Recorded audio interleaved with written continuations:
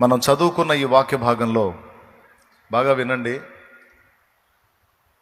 మనం చదువుకున్న ఈ వాక్య భాగంలో అబ్రహాము శారాలను గూర్చి దేవుడు తన దాసుని ద్వారా పలికించినటువంటి మాటలు ఇక్కడ రాయబడి ఉన్నాయి. అబ్రహాముని గురించి ముఖ్యంగా మాట్లాడాడు.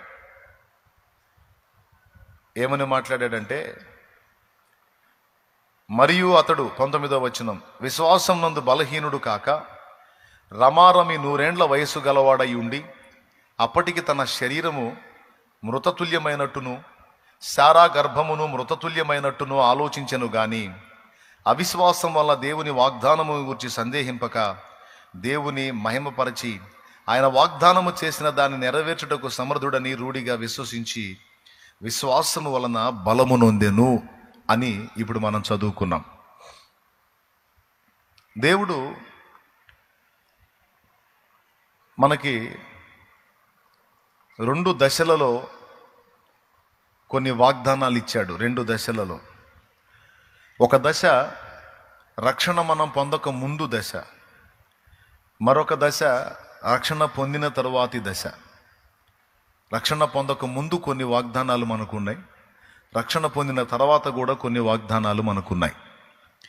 ఉదాహరణకి రక్షణ పొందక ముందు దేవుడు మనకిచ్చిన వాగ్దానాలు ఏంటంటే, మత్తయి సువార్త 11వ అధ్యాయము 28వ వచనంలో, ప్రయాసపడి భారము మోయిచున్న సమస్త జనులారా నా యొద్దకు రండి, నేను మీకు విశ్రాంతిని కలుగజేతును. ఇది తన యొద్దకు రానటువంటి స్థితిలో ఉన్న వాళ్ళని రమ్మని పిలుస్తూ ఇస్తున్న వాగ్దానం ఏంటంటే, నా యొద్దకు రండి, నేను మీకు విశ్రాంతి కలుగజేస్తాను అన్నాడు.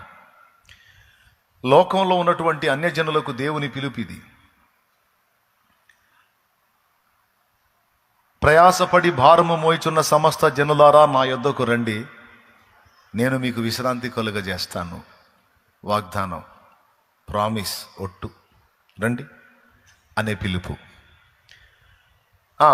వస్తే నా యొద్దకు రండి, నేను సాత్వికుడను దీన మనస్సు గలవాడను గనుక మీ మీద నా కాడి ఎత్తుకొని నా యొద్ద నేర్చుకొనుడి, అప్పుడు మీ ప్రాణములకు విశ్రాంతి దొరుకును. విశ్రాంతిని ఇస్తానని పిలిచాడు. ఆ విశ్రాంతి ఎలా దొరికిద్దో కూడా మాట్లాడుతున్నాడు. ఇది మొదటి సంగతి. ఇది రక్షణానుభవంలోనికి వచ్చిన వాళ్ళకి ఒక కోణంలో ఉపయోగపడింది, రక్షణలోనికి రానటువంటి వాళ్ళకి ఒక పిలుపు, రండి రండి రండి. దీని మీద భక్తులు పాట కూడా రాశారు, రండి రండి యేసుని యొద్దకు రమ్మనుచున్నాడు, ప్రయాసపడి భారము మోయువారలు. అవునా? మీకు తెలియందా ఏంది? మీకు తెలుసు కాబట్టి ఇదేం పాడాల్సిన అవసరం లేదు. పిలుపది. రైట్. 2వ వాగ్దానం ఏమిచ్చాడంటే, ఇశ్రాయేలీల్లో కొంతమంది పెంతెకోస్తు పండుగ నాడు దేవుని అద్భుతాన్ని చూశారు. అద్భుతాన్ని చూసి అక్కడ స్థానికులై ఉన్నటువంటి వ్యక్తులు, దాదాపు 14-15 రకాల ప్రాంతాలు, దేశాల భాషలు వీళ్ళు మాట్లాడటం అక్కడ ఉన్నటువంటి ప్రజలు విని విభ్రాంతికి గురయ్యారు. వీళ్ళు ఇక్కడ స్థానికులు. ఫర్ ఎగ్జాంపుల్ చిలకలూరుపేట వాళ్ళు ఉన్నారండి, మాది చిలకలూరుపేట కదా ఇది. చిలకలూరుపేట వాళ్ళు ఉన్నారు. వీళ్ళు కన్నడ మాట్లాడుతున్నారు అనుకో, వీళ్ళు ఎప్పుడు కర్ణాటక పోయిన చరిత్ర లేదు, వీళ్ళు ఎప్పుడు పేటలోనే ఉండేవాళ్ళు. కానీ వీళ్ళు కన్నడ మాట్లాడుతున్నారు అనుకో, ఆశ్చర్యం కదా. తమిళనాడు ఎప్పుడు వెళ్ళాలా, తమిళం మాట్లాడుతున్నారు అనుకో, ఆశ్చర్యం కదా. అప్పుడప్పుడు నేను కొన్ని పాటలు పాడుతూ ఉంటాను వేరే భాషల్లో, మా వాళ్ళకి వింతగా ఉంటుంది. కృపై కాటువదిలే సిరందావరే துளை முறைக்கும் எங்கள் துதி பாத்திரரே ஷாலெமன் ராஜா என் இயேசுவே என் துதி கன மகிமை உமக்கேதானே.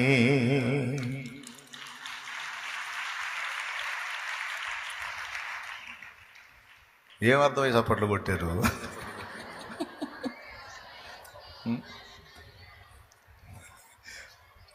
దేవునికి మహిమ. கிருபை காட்டுவதிலே சிறந்தவரே, தலைமுறைக்கும் எங்கள் துதி பாத்திரரே. கிருபை காட்டுவதிலே சிறந்தவரே, தலைமுறைக்கும் எங்கள் துதி பாத்திரரே. ஷாலேமின் ராஜா என் இயேசுவே, என் துதி கன மகிமை உமக்கேதானே. ஷாலேமின் ராஜா என் இயேசுவே, என் துதி கன மகிமை உமக்கேதானே. ஆராதனை துதி ஆராதனை, ஆராதனை துதி ஆராதனை, ஆராதனை துதி ஆராதனை, ஆராதனை துதி ஆராதனை, ஆராதனை துதி ஆராதனை, ஆராதனை துதி ஆராதனை. ராஜவாகியே என் தேவனே, ராஜா மகாராஜா எங்கள் இயேசுவே. ராஜவாகியே என் தேவனே, ராஜா மகாராஜா எங்கள் இயேசுவே. கோடி ராகத்தில் பாடினாலும், கோடி ராகத்தில் பாடினாலும் எம்மன ஆசை தீராதையா, எம்மன ஆசை தீராதையா. ஆராதனை துதி ஆராதனை, ஆராதனை துதி ஆராதனை, ஆராதனை துதி ஆராதனை, ஆராதனை துதி ஆராதனை, ஆராதனை துதி ஆராதனை, ఆరాధనై తుది. దేవునికి మహిమ. ఇప్పుడు ఇక్కడ మా పేటోళ్ళకి, స్థానిక పేటోళ్ళకి ఈ తమిళం ఎట్టొచ్చి ఎందుకని అనుకుంటారు. ఎట్నో నేర్చుకొని పాడుతున్నా. దేవునికి స్తోత్రం, హల్లెలూయా. ఇట్లాగా అక్కడున్న స్థానికులు, నేనేమో నేర్చుకొని పాడాను. ఇప్పుడు ఈ పాట, ఆ చెమ్మగిల్లు పాట ఒకటి కన్నడలో పాడాను. దేవునికి స్తోత్రం. కర్ణాటక వాళ్ళు ఎవరన్నా ఉంటే వాళ్ళు ఆశ్చర్యపోతారు, ఎట్లా తెలిసింది మా భాష తెలుసని. ఇప్పుడు నేను పాడింది తమిళ వాళ్ళు వింటే అరే ఎట్లా తెలుసు అనుకుంటారు. అంటే నేను నిజం చెబుతున్నా, నేను నేర్చుకున్నాను. పాట రాసుకొని నేర్చుకొని తిప్పలు పడి పాడుతున్నాను నేను. కానీ అసలు నేర్చుకోలేదు, ఏం లేదు. 10 రోజుల నుంచి ప్రార్థనలో ఉన్నారు. 10వ రోజు పరిశుద్ధాత్మతో నింపబడ్డారు.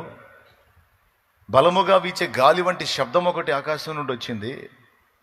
అగ్ని నాలుకల వలె విభాగింపబడి వారు కూర్చున్నటువంటి ప్రదేశంలో వారందరి తలల మీద రాలింది.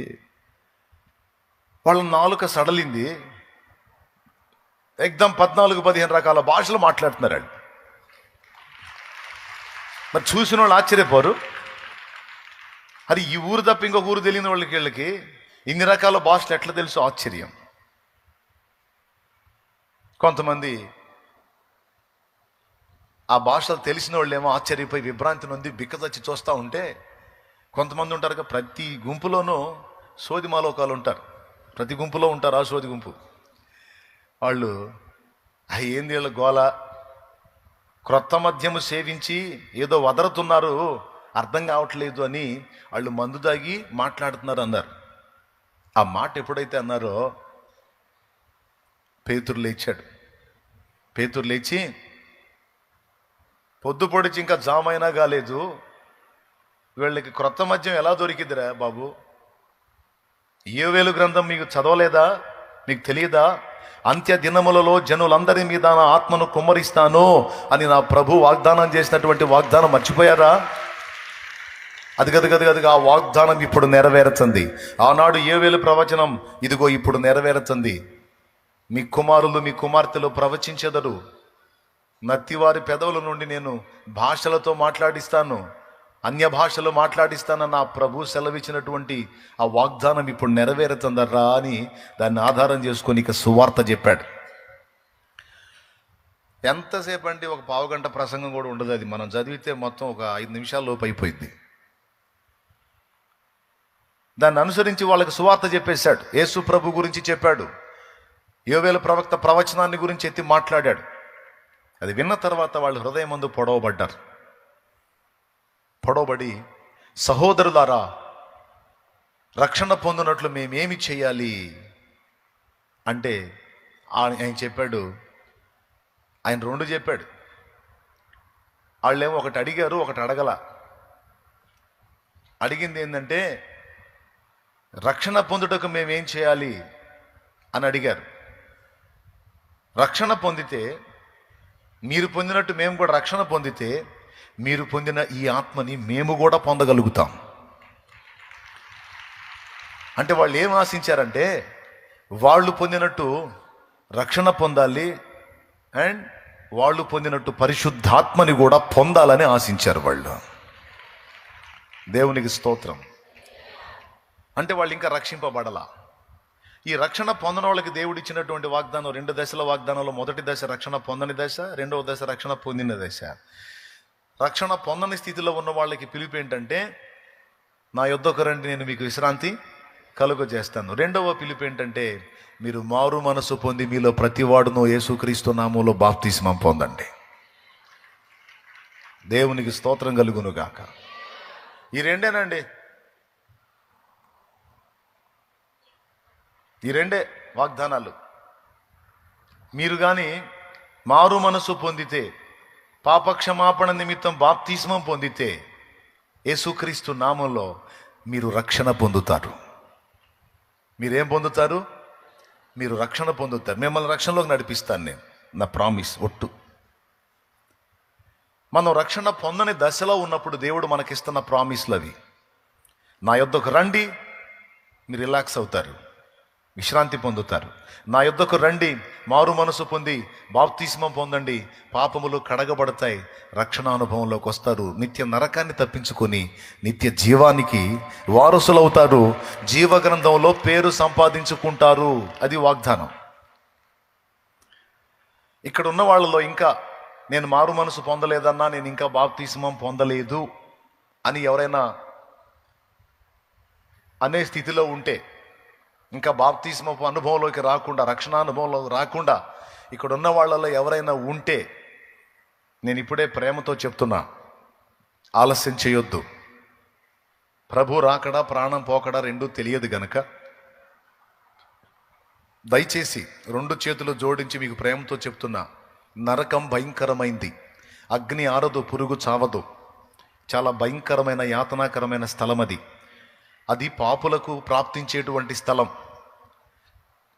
పాపులమైన మనం అందులోకి చేరకూడదని దేవుడు మనల్ని ప్రేమించి మన పాపాలన్నిటినీ ఆ సిలువ పైన మోసి మన పాపాలకు ప్రాయశ్చిత్తం చేసి కేవలం మన కోసం బలై తిరిగి లేచిన యేసునందు విశ్వాసం ఉంచుట ద్వారా, కేవలం ఆయనను నమ్మి మారు మనసు పొంది బాప్తిస్మం పొంది ఆయన ఎదుట నిలుచుట ద్వారా మనల్నందరినీ నిత్య జీవానికి వారసులుగా చేస్తున్నాడు. నిత్య నరకం నుండి మనల్ని కాపాడతాడు. దీనికి నువ్వు వెండి బంగారాలు ఇవ్వాల్సిన అవసరంలా, పైసా డబ్బులు ఇవ్వాల్సిన అవసరంలా, ఒంటితో నువ్వేం ఫీట్లు చేయాల్సిన అవసరంలా, పైసా ఖర్చు లేదు, ఒంటికి చాకిరి లేదు. మారు మనసు పొంది పాపక్షమాపణ నిమిత్తం బాప్తిస్మం. రోజు పొద్దంతా చాకిరి చేసి సాయంత్రానికి పండుకోవడానికి ముందు స్నానం చేస్తావు కదా, పొద్దంతా చాకిరి చేసిన నువ్వు స్నానం చేసి రిలాక్స్ అవుతావు. ఆ స్నానం ఏదో ఒక్కసారి యేసునామంలో చేయమంటున్నాడు. యేసు ప్రభు నా రక్షకుడు, నా కోసం ప్రాణం పెట్టి తిరిగి లేచాడు, నా పాపాలకు ఆయన ప్రాయశ్చిత్తం జరిగించాడు, ఆయన నా రక్షకుడని నేను ప్రగాఢంగా నమ్ముతున్నాను, విశ్వాసం ఉంచుతున్నాను, ఇందుకు తిరుగులేదు, ఇక నా జీవిత కాలం అంతా యేసే నా రక్షకుడు అని నువ్వు పలికి తీర్మానం చేసి మారు మనసు పొంది రక్షణానుభవంలోనికి వస్తే నీ పేరు జీవగ్రంథంలో రాయబడిద్ది. ఏముందులే వాళ్ళంతే చెబుతారులే అని ఆ మాటల్ని దులిపేసి నువ్వు రక్షణ నిర్లక్ష్యం చేసినా, లేకపోతే తర్వాత చూద్దాంలే అని పెడచెవిన పెట్టినా రేపు తీర్పులోకి నువ్వు వెళ్ళటం గ్యారంటీ, నీకు నరకం గ్యారంటీ. రేపు అడుగుతాడు, నేను ప్రాణం వల్ల పెట్టి నీ పాపాల కొరకు నా రక్తం చిందించి నీకు అవకాశం ఇచ్చాను కదా కడిగేసుకోమని, ఎందుకు కడిగేసుకోవాలా అని అడుగుతాడు. అప్పుడేం చెబుతావు సమాధానం? కడగబడిన వారిదే పరలోక రాజ్యం, కడగబడని వారిది నిత్య నరకం. కడుక్కునే ఛాన్స్ ఇవ్వకపోతే నా తప్పు, ఇచ్చినా కడుక్కోకపోతే నీ తప్పు. మా ఇంట్లోకి రావాలని బయలుదేరి వస్తున్నారండి మీరు. వాకిట్లో బకెట్ పెట్టాను, అందులో నీళ్లు పెట్టాను, పాత్ర కూడా పెట్టాను, కళ్ళు కడుక్కొని రమ్మని. అలాగొచ్చారనుకో మర్యాద.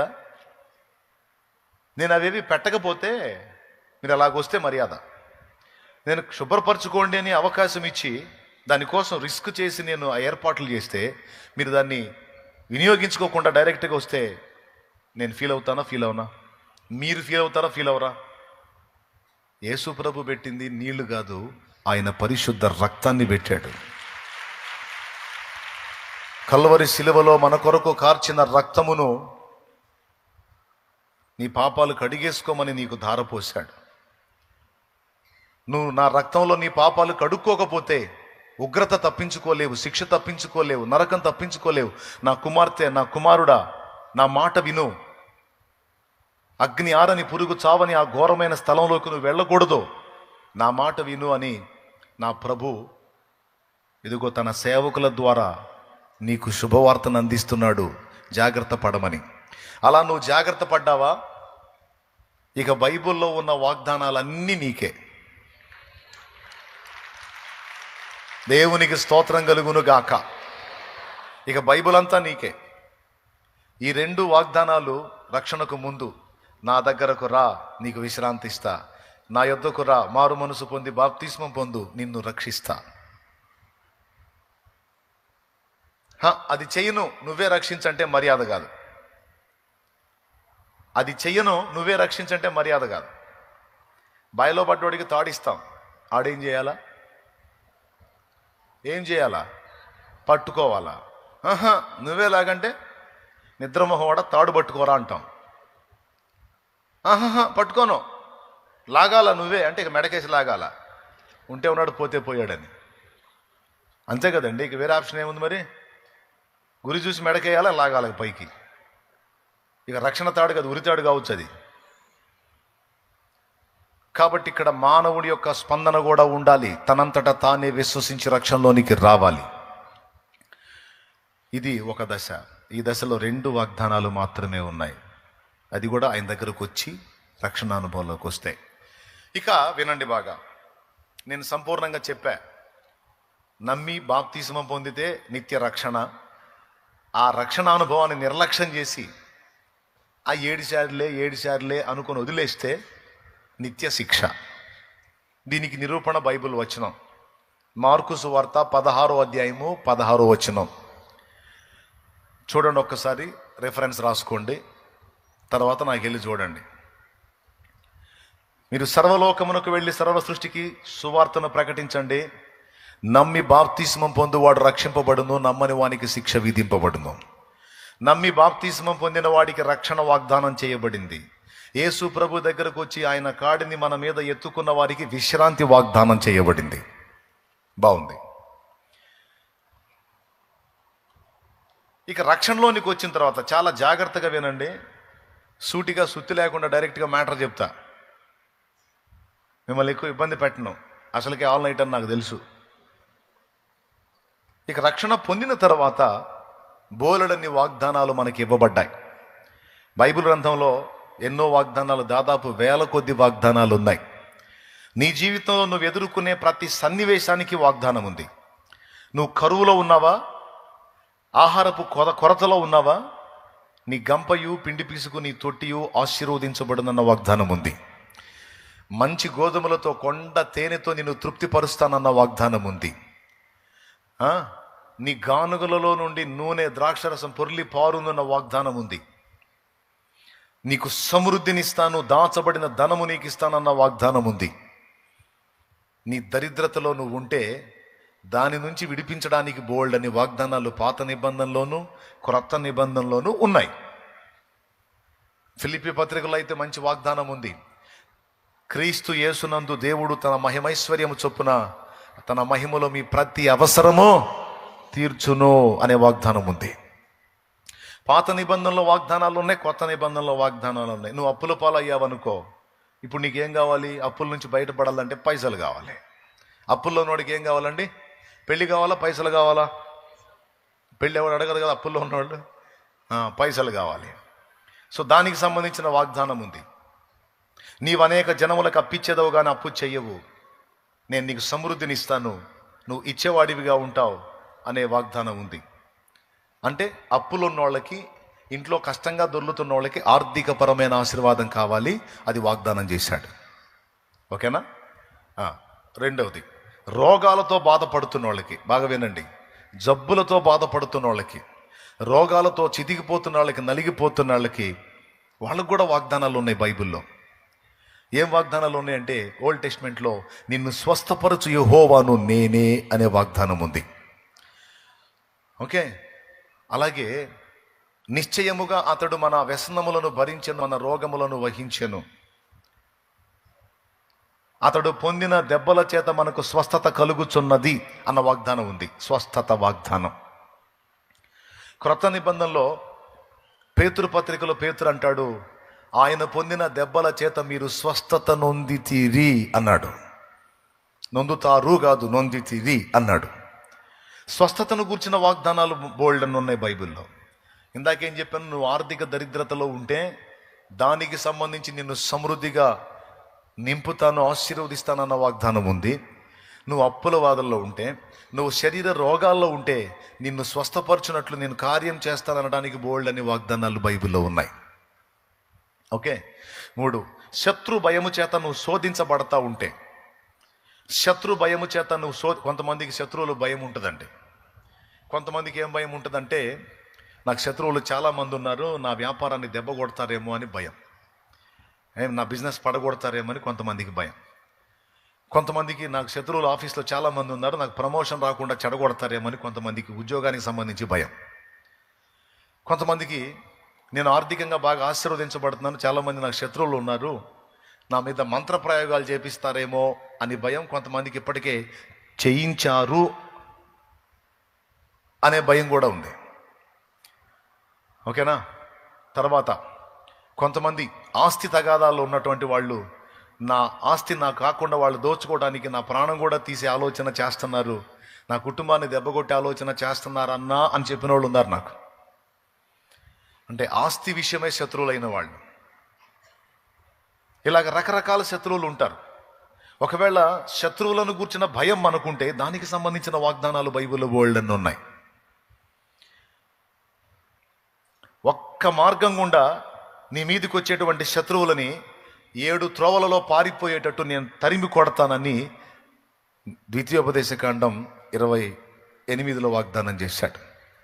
స్తోత్రం, హల్లెలూయా. తర్వాత ఇంకొక మాట అన్నాడు, నీకు విరోధముగా రూపింపబడు ఏ ఆయుధము వర్ధిల్లదు అన్నాడు. వర్ధిల్లేది మనుషులా, ఆయుధాలా? ఒక్కసారి ఆలోచన చేయండి. వర్ధిల్లేది మనుషులా, ఆయుధాలా? ఆయుధాలు ఎట్ట వర్ధిల్లుతాయండి? వర్ధిల్లేది మనుషులు. అంటే దాని అర్థం ఏంటో తెలుసా? నీకు విరోధంగా ఎవడు నిలబడినా, ఎవడు ఏ ప్రయోగాలు చేసినా వాడే డ్యామేజ్ అవుతాడు, కానీ నీకే డ్యామేజ్ కానికుండా నేను నీకు తోడై ఉంటాను. నిన్ను ముట్టినవాడు ముడుతున్నాడు. ఎక్కడ ముడుతున్నాడు? నా కంటి గుడ్డుని, నా కనుగుడ్డును ముడుతున్నాడు, నా కంటి పాపను ముడుతున్నాడు. ఇది వాగ్దానమా కాదా? శత్రు భయము చేత నువ్వు ఇబ్బంది పడుతుంటే దానికి సంబంధించిన వాగ్దానాలు బోల్డ్ అని ఉన్నాయి. ఓకే, 3 రకాలు చెప్పా. ఇక మీరు ఏ రకం అడుగుతారో అడగండి, దానికి నేను వాగ్దానం చూపించకపోతే అప్పుడు అడగండి. ఎంతమంది లైన్లో ఉన్నారో ఒకసారి చేతులు ఎత్తి స్తోత్రం చెప్పండి, గట్టిగా చెప్పండి. అయ్యా నా జ్ఞానం కొదువుగా ఉంది, నేను నాకు అంత తెలివిగలవాడిని కాదు, తెలివిగలదాన్ని కాదు అని నువ్వు బాధపడితే, జ్ఞానమునకు మితిలేని వాడిని నేను, నీకు జ్ఞానమును ఐశ్వర్యమును ఘనతను నీకు ఇస్తానని వాగ్దానం చేస్తాడు ఆయన. చేసి ఉంది బైబిల్లో.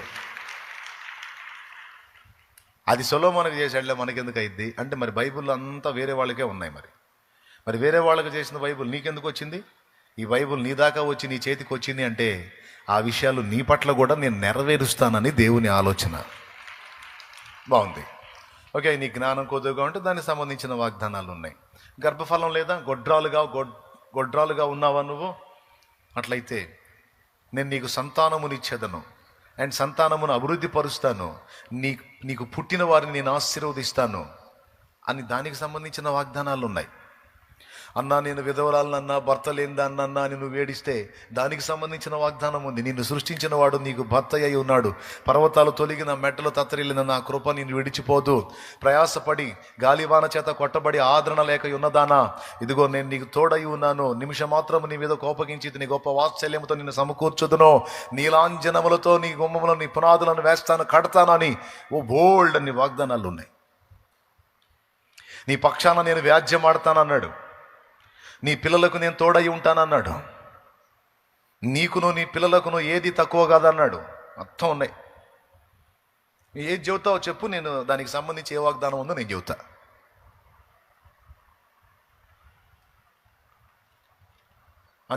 నీకు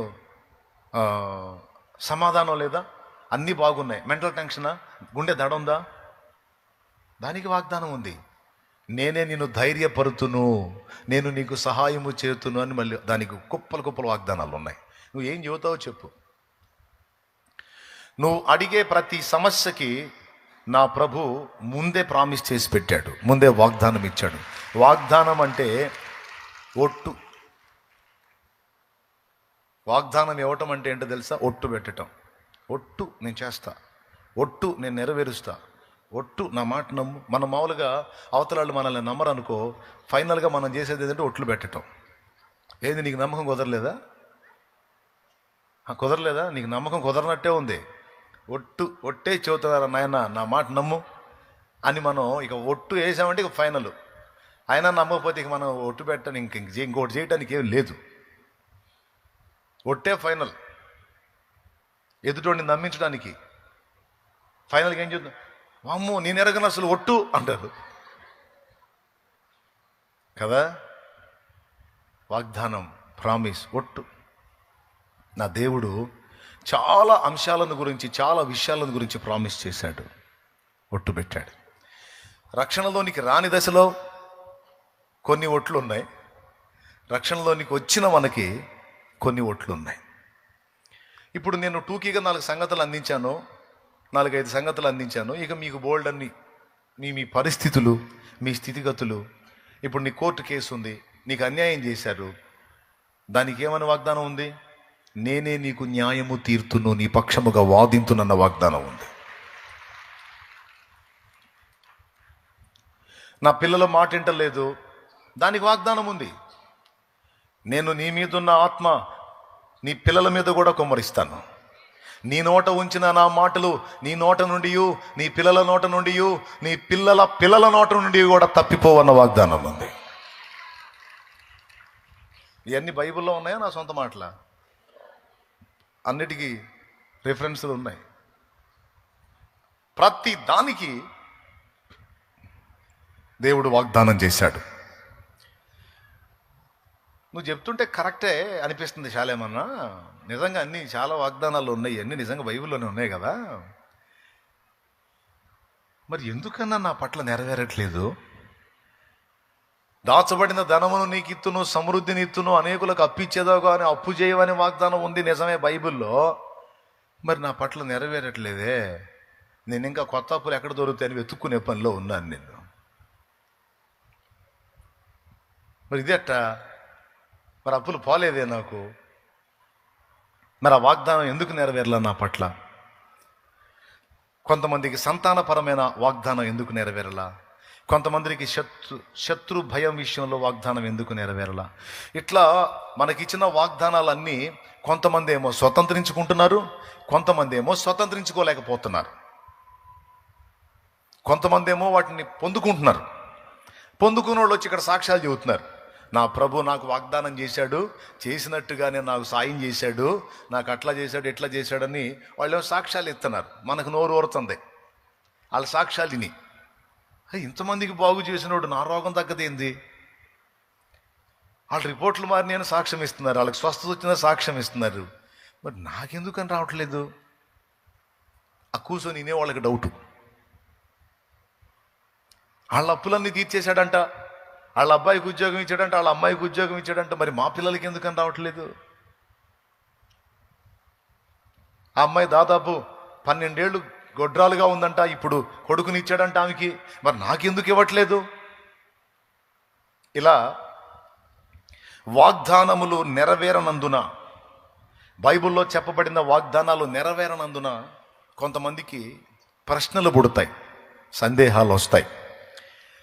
అవి ఎలా ఉంటాయంటే, ఏదో ఇక ప్రార్థన కూడా అదొక రకంగా ఉంటుంది, దేవుణ్ణి ఆరాధించడం సేవించడం కూడా అదొక టైపులో ఉంటుంది. పూర్తి మనసుతో పూర్తి ఆసక్తితో నిండు హృదయంతో చేయలేరు. ఎందుకంటే చూడటానికి లేఖనాల్లో విస్తారమైన వాగ్దానాలు ఉన్నాయి, కానీ అవి నెరవేర్చే విషయంలో దేవుడు ఎందుకో అశ్రద్ధగా ఉన్నాడు అని ఏదో వచ్చి కూర్చుంటారు, మాటలు వింటారు, ప్రార్థన చేద్దామంటే చేస్తారు. అది చేసేటప్పుడు కూడా ప్రభా సాయం చేయను, ఆయన అడిగడిగి సీదర పుట్టింది, ఇసుగు పుట్టింది, ప్రభా నీ దయన ఆయన చేతి చేయలేకపోతే లేదు, ఎంతకాలం అడిగేది నేను, సంవత్సరాల నుంచి అడిగడిగి సత్తనం ఏంది ప్రభా అంటే ఇట్ట డైరెక్ట్గా అనర్లే, కానీ ఫీలింగ్ లోపల అట్టు ఉంటుంది అన్నమాట. దేవునికి స్తోత్రం కలుగునుగా. ఎంతమంది ఒప్పుకుంటారు? అబద్ధాలు ఆడుకుని చెప్పండి, ఎంతమంది ఒప్పుకుంటారు? ఎప్పుడు ప్రభా నా పరిస్థితి మారేదే, ఎప్పుడు ప్రభు నాకు ఉద్యోగం వచ్చేదే, ఎప్పుడు ప్రభు నాకు పిల్లలు పుట్టేది, ఎప్పుడు ప్రభు నాకు రోగం తగ్గేది, ఎప్పుడు ప్రభు మా దరిద్రుడు మారేది, మా దరిద్రుడు ఎప్పుడు ప్రభు నా పిల్లలకు దారి అయ్యేది, అసలు ఏంది ప్రభు 30 ఏళ్ళు వస్తుంటే ఎప్పుడు ప్రభు నాకు పెళ్ళి అయ్యేది, ముసలిదాన్ని నాకు చేస్తావా నాకు పెళ్ళి, ముసలోడై నాకు చేస్తావా ప్రభు నాకు పెళ్ళి, 40 ఏళ్ళు వస్తున్నాయి ప్రభు, ఏది ఎప్పుడు ప్రభు నా పెళ్ళి?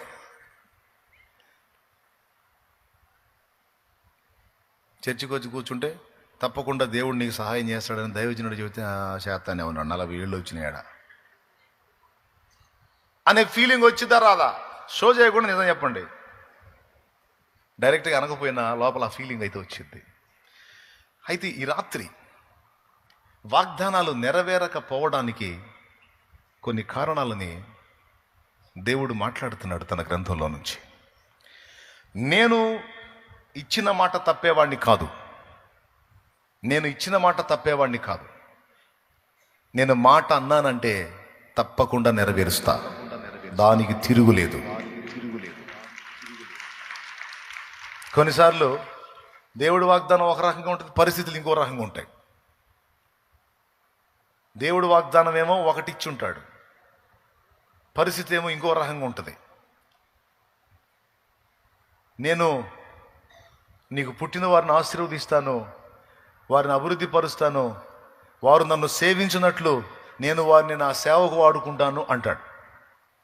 వాళ్ళ బతుకులు చూస్తేనేమో సేదరగా ఉంటాయి. ఏమయ్యా వాడి కోసం ప్రార్థించినప్పుడు ఏం మాట్లాడావు నువ్వు? ఇట్ట మాట్లాడావు. మరి ఆడెందుకు ప్రభువా?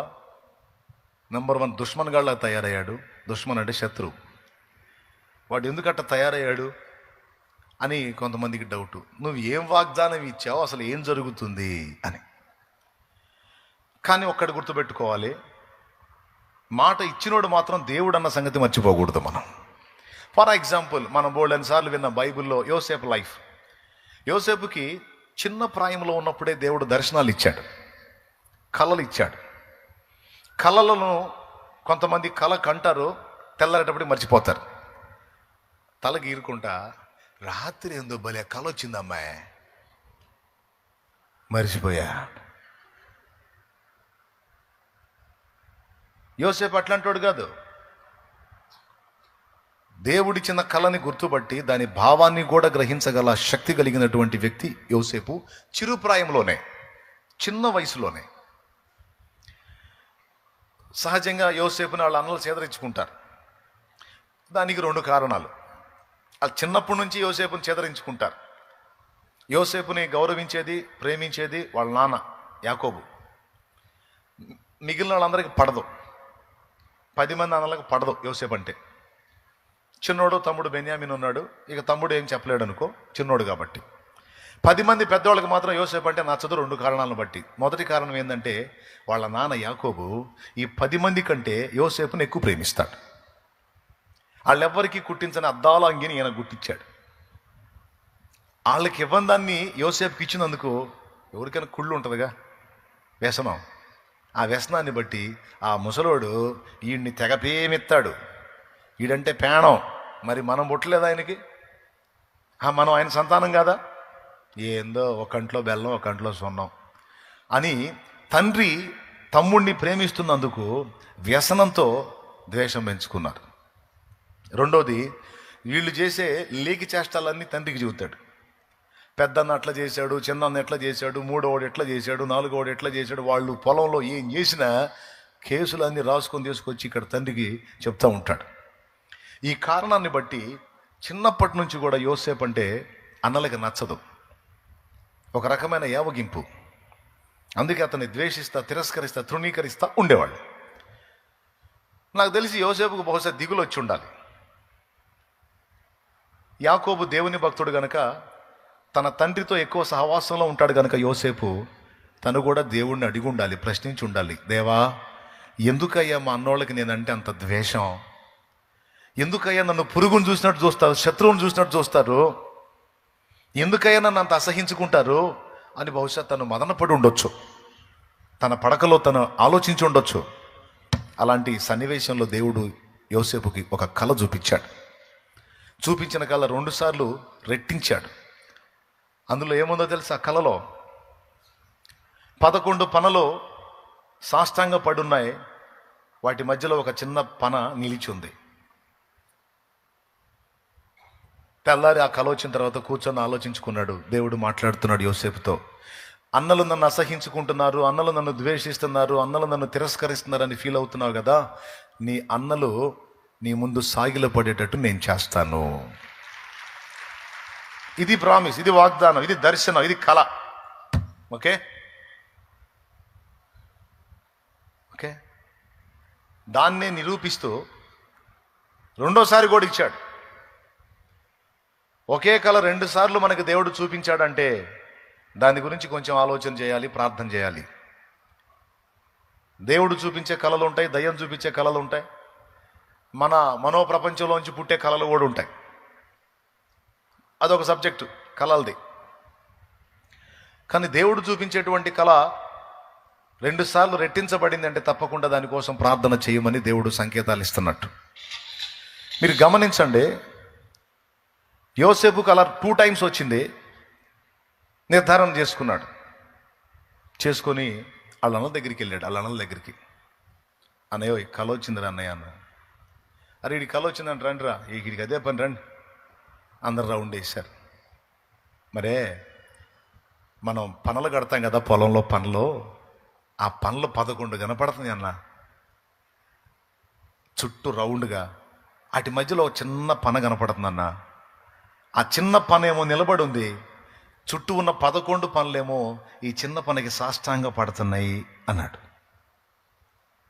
వాళ్ళకి సగం అర్థమైపోయింది. కళ చెప్పే అర్థం కూడా చెప్పురా అన్నారు. అర్థమేముందన్నా, నిలబడ్డ చిన్న పన నేను, ఆ సాష్టాంగ పనులన్నీ మీరన్నా అన్నాడు. ఎరా పెద్ద చిన్న గౌరవం కూడా లేదా? పెద్ద చిన్న గౌరవం కూడా లేదా?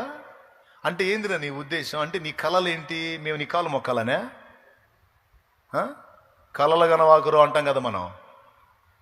కొంతమందికి వార్నింగ్ ఇచ్చేటప్పుడు ఇలా ఇలా ఇలా ఇలా చేయాలి, ఇలా ఇలా జరిగిద్దంటే హలో కళలు గనవాకు, పళ్ళు రాలుతాయి అంటాం కదా మనం, సహజంగా వాడుక.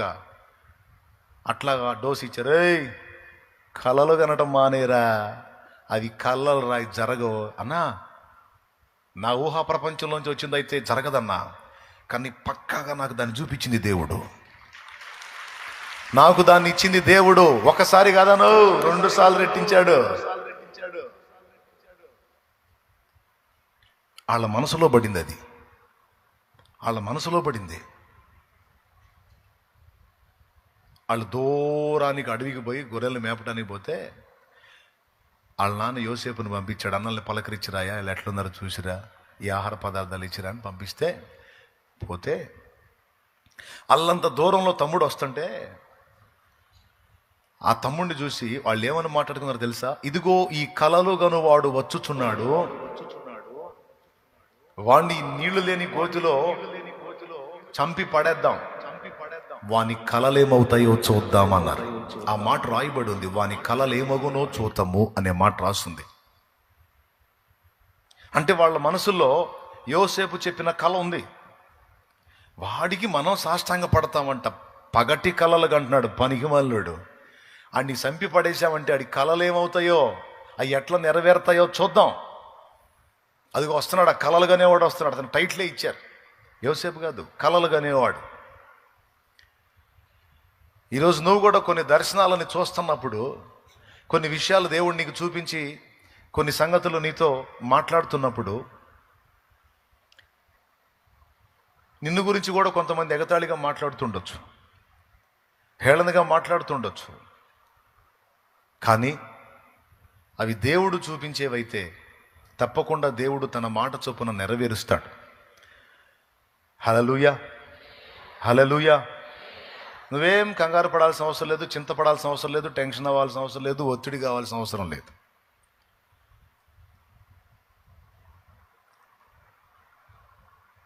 కానీ పరిస్థితి చూడండి మీరు. యోసేపుకు వచ్చిన కల వేరు, యోసేపుకు జరుగుతున్న పరిస్థితులు వేరు.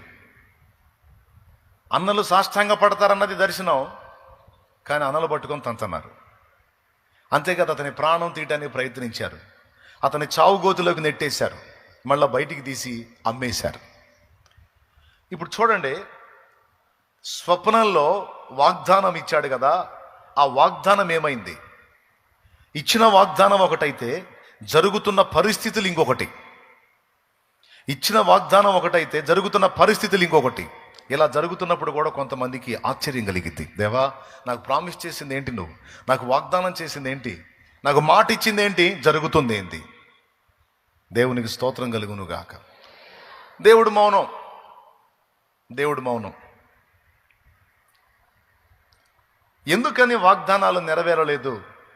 కొన్నిసార్లు ఎందుకు వాగ్దానాలు రివర్స్ అయిపోయి వాగ్దానాలకు భిన్నమైన పరిస్థితులు మనల్ని చుట్టుముడతాయి? ఇది మనం తెలుసుకోవాల్సిన సబ్జెక్ట్.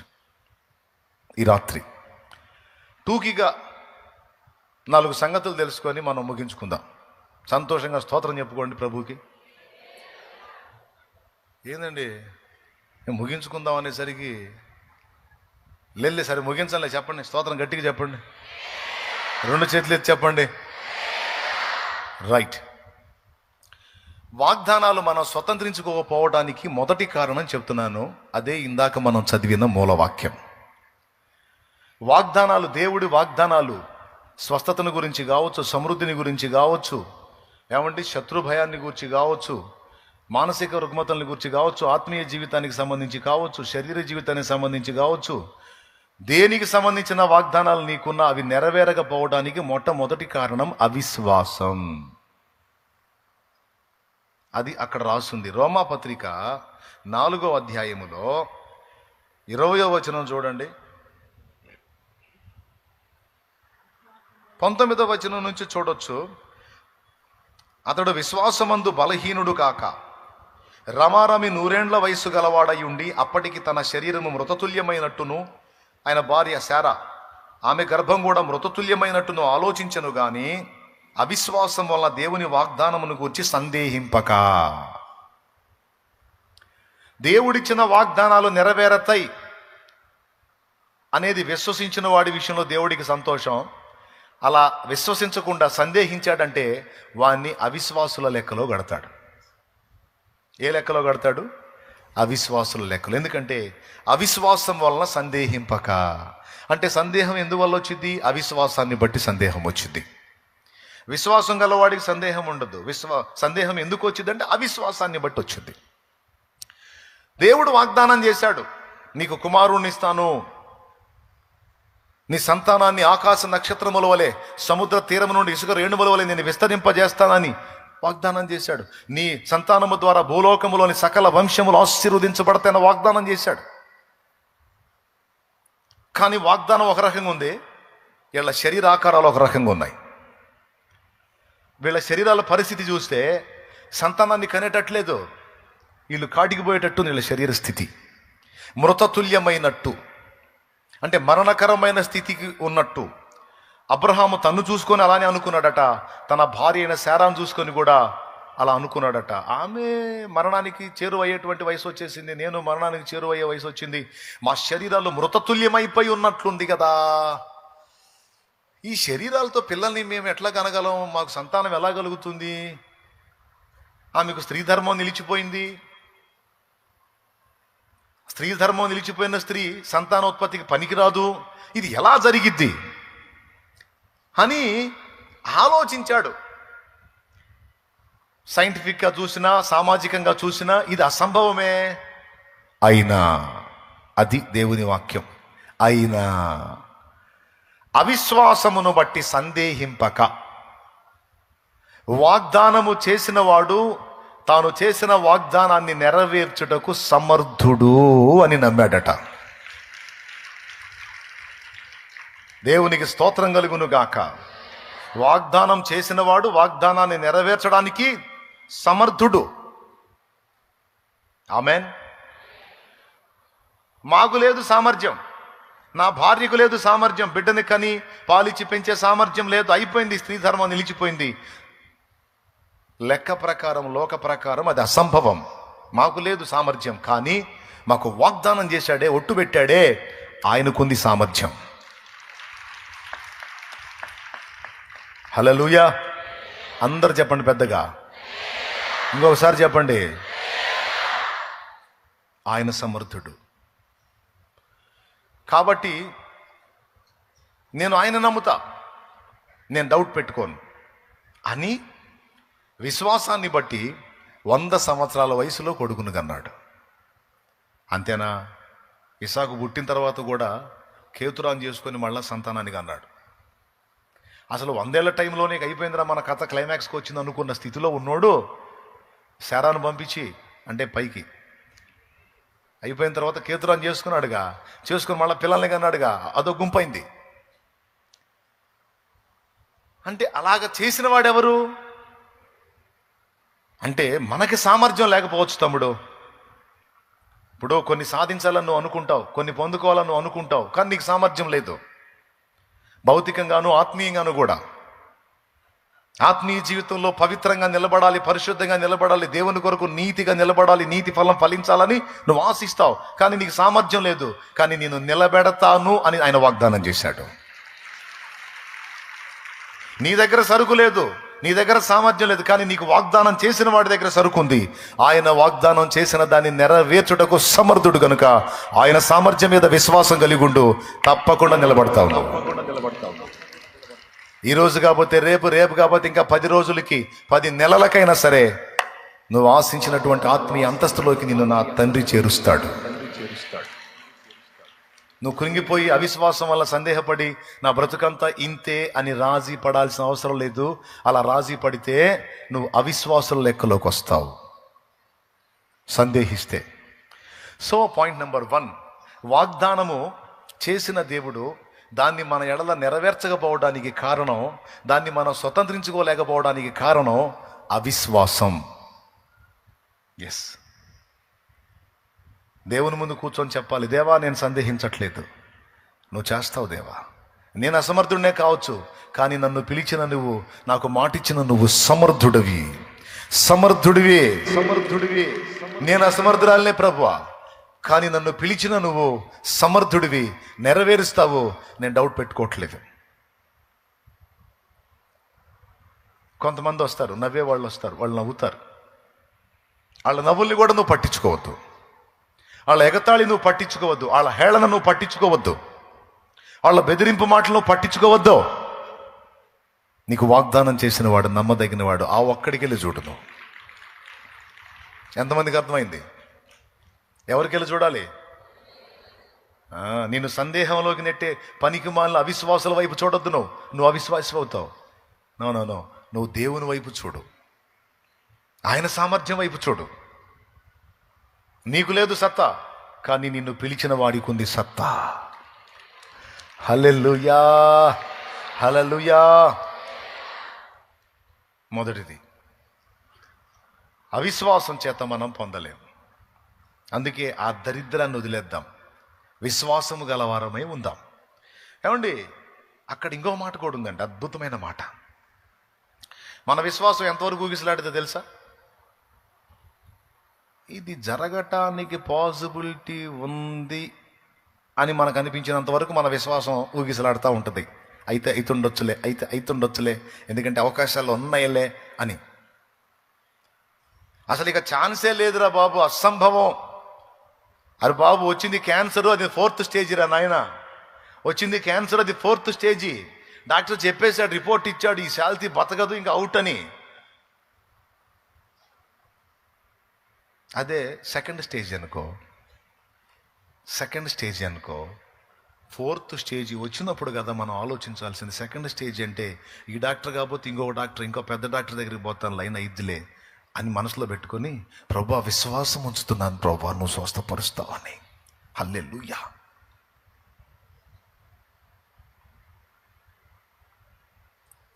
నేను చెప్పింది ఎంతమందికి అర్థమైంది?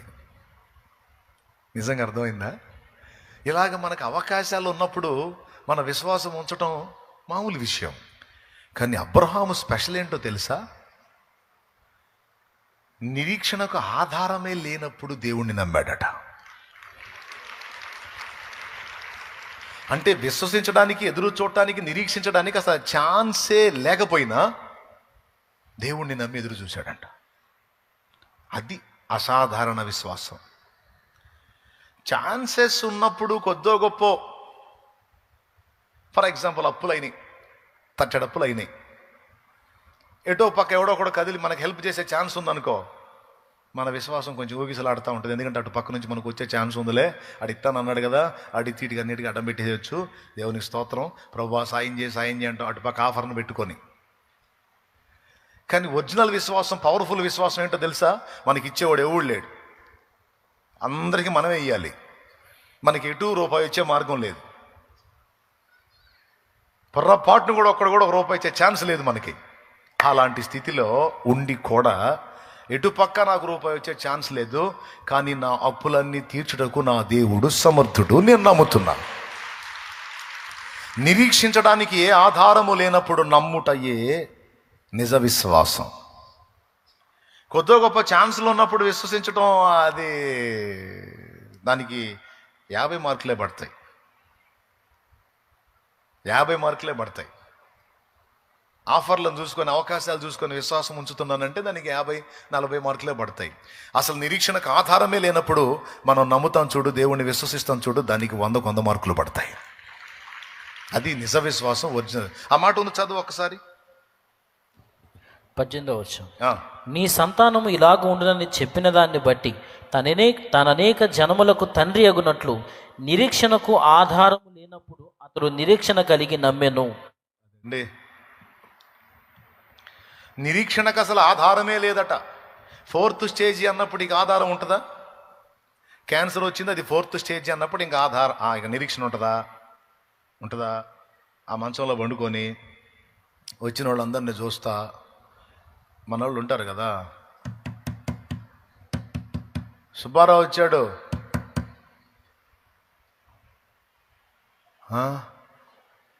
సుబ్బారావు వచ్చాడు,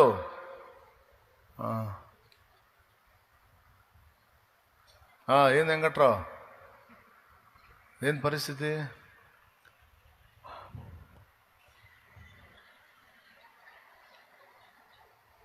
ఇంకేం లేదురా, పోవటమే, అన్ని సైకిల్తో చూద్దాడు.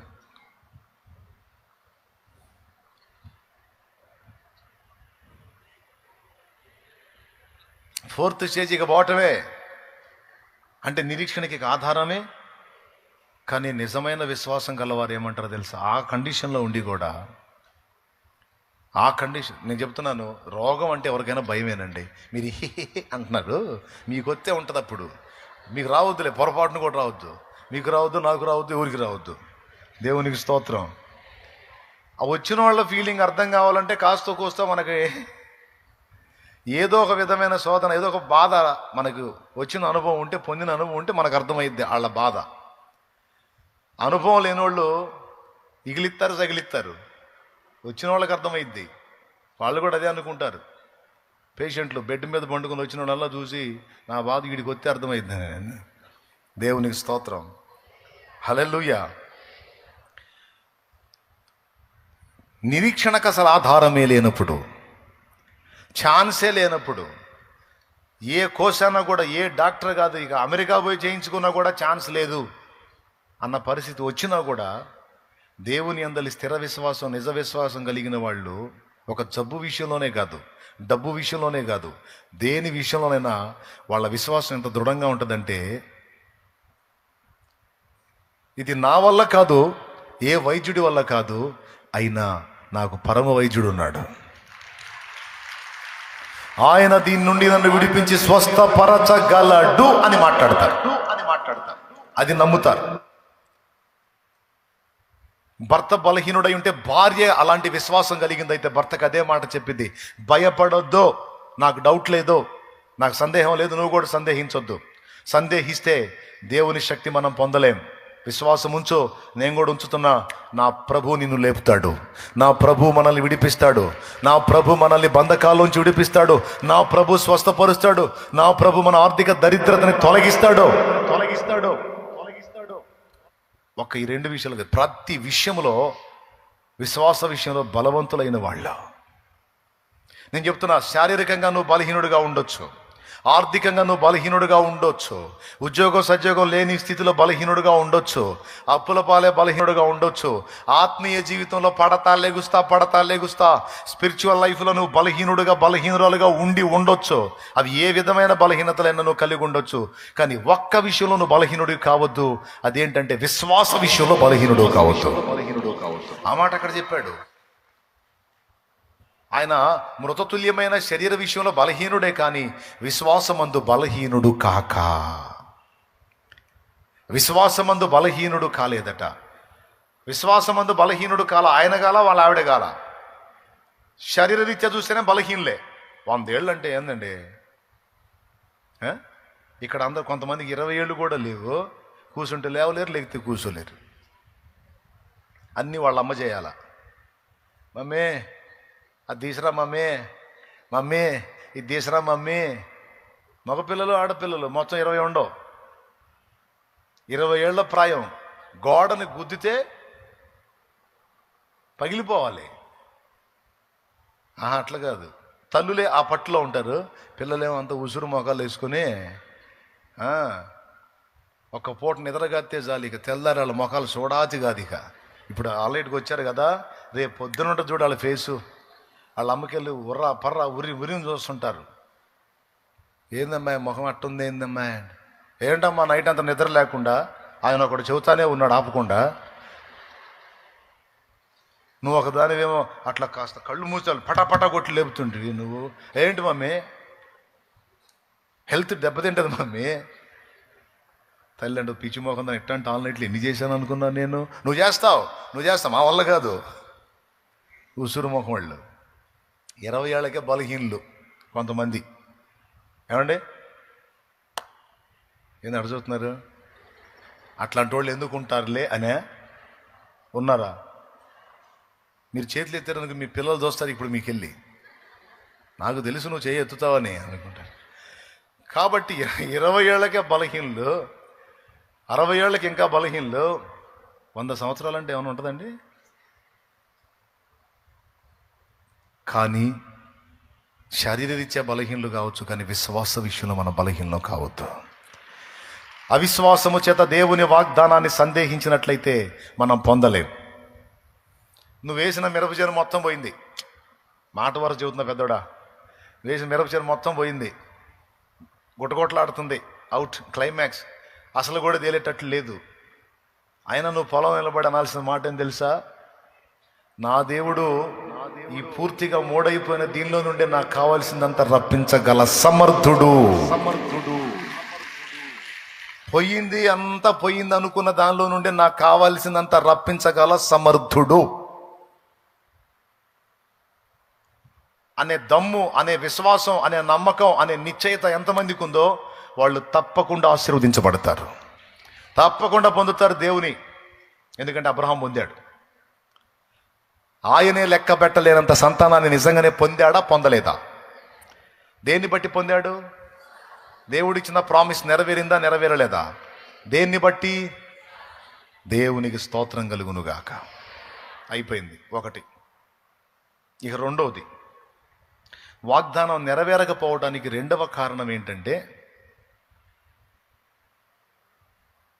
చేసిన వాగ్దానాన్ని దేవుడు నెరవేర్చినట్లు దేవునికి ప్రార్థన చేయకపోవటం, దేవునికి గుర్తు చేయకపోవటం.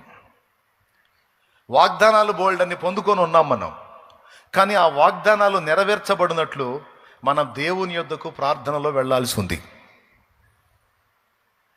ఇది కీలకమైన విషయమే. వాగ్దానాలు ఉండగానే సరికాదు, వాటిని పొందటానికి ప్రార్థన కూడా అవసరం. ఇస్సాకుకి దేవుడు వాగ్దానం చేశాడు. ఇస్సాకు చేశాడా, వాళ్ళ డాడీకి చేశాడా వాగ్దానం? వాళ్ళ డాడీ ఎవరు? అబ్రహాం. ఆయనకి ఏమని ప్రామిస్ చేశాడు?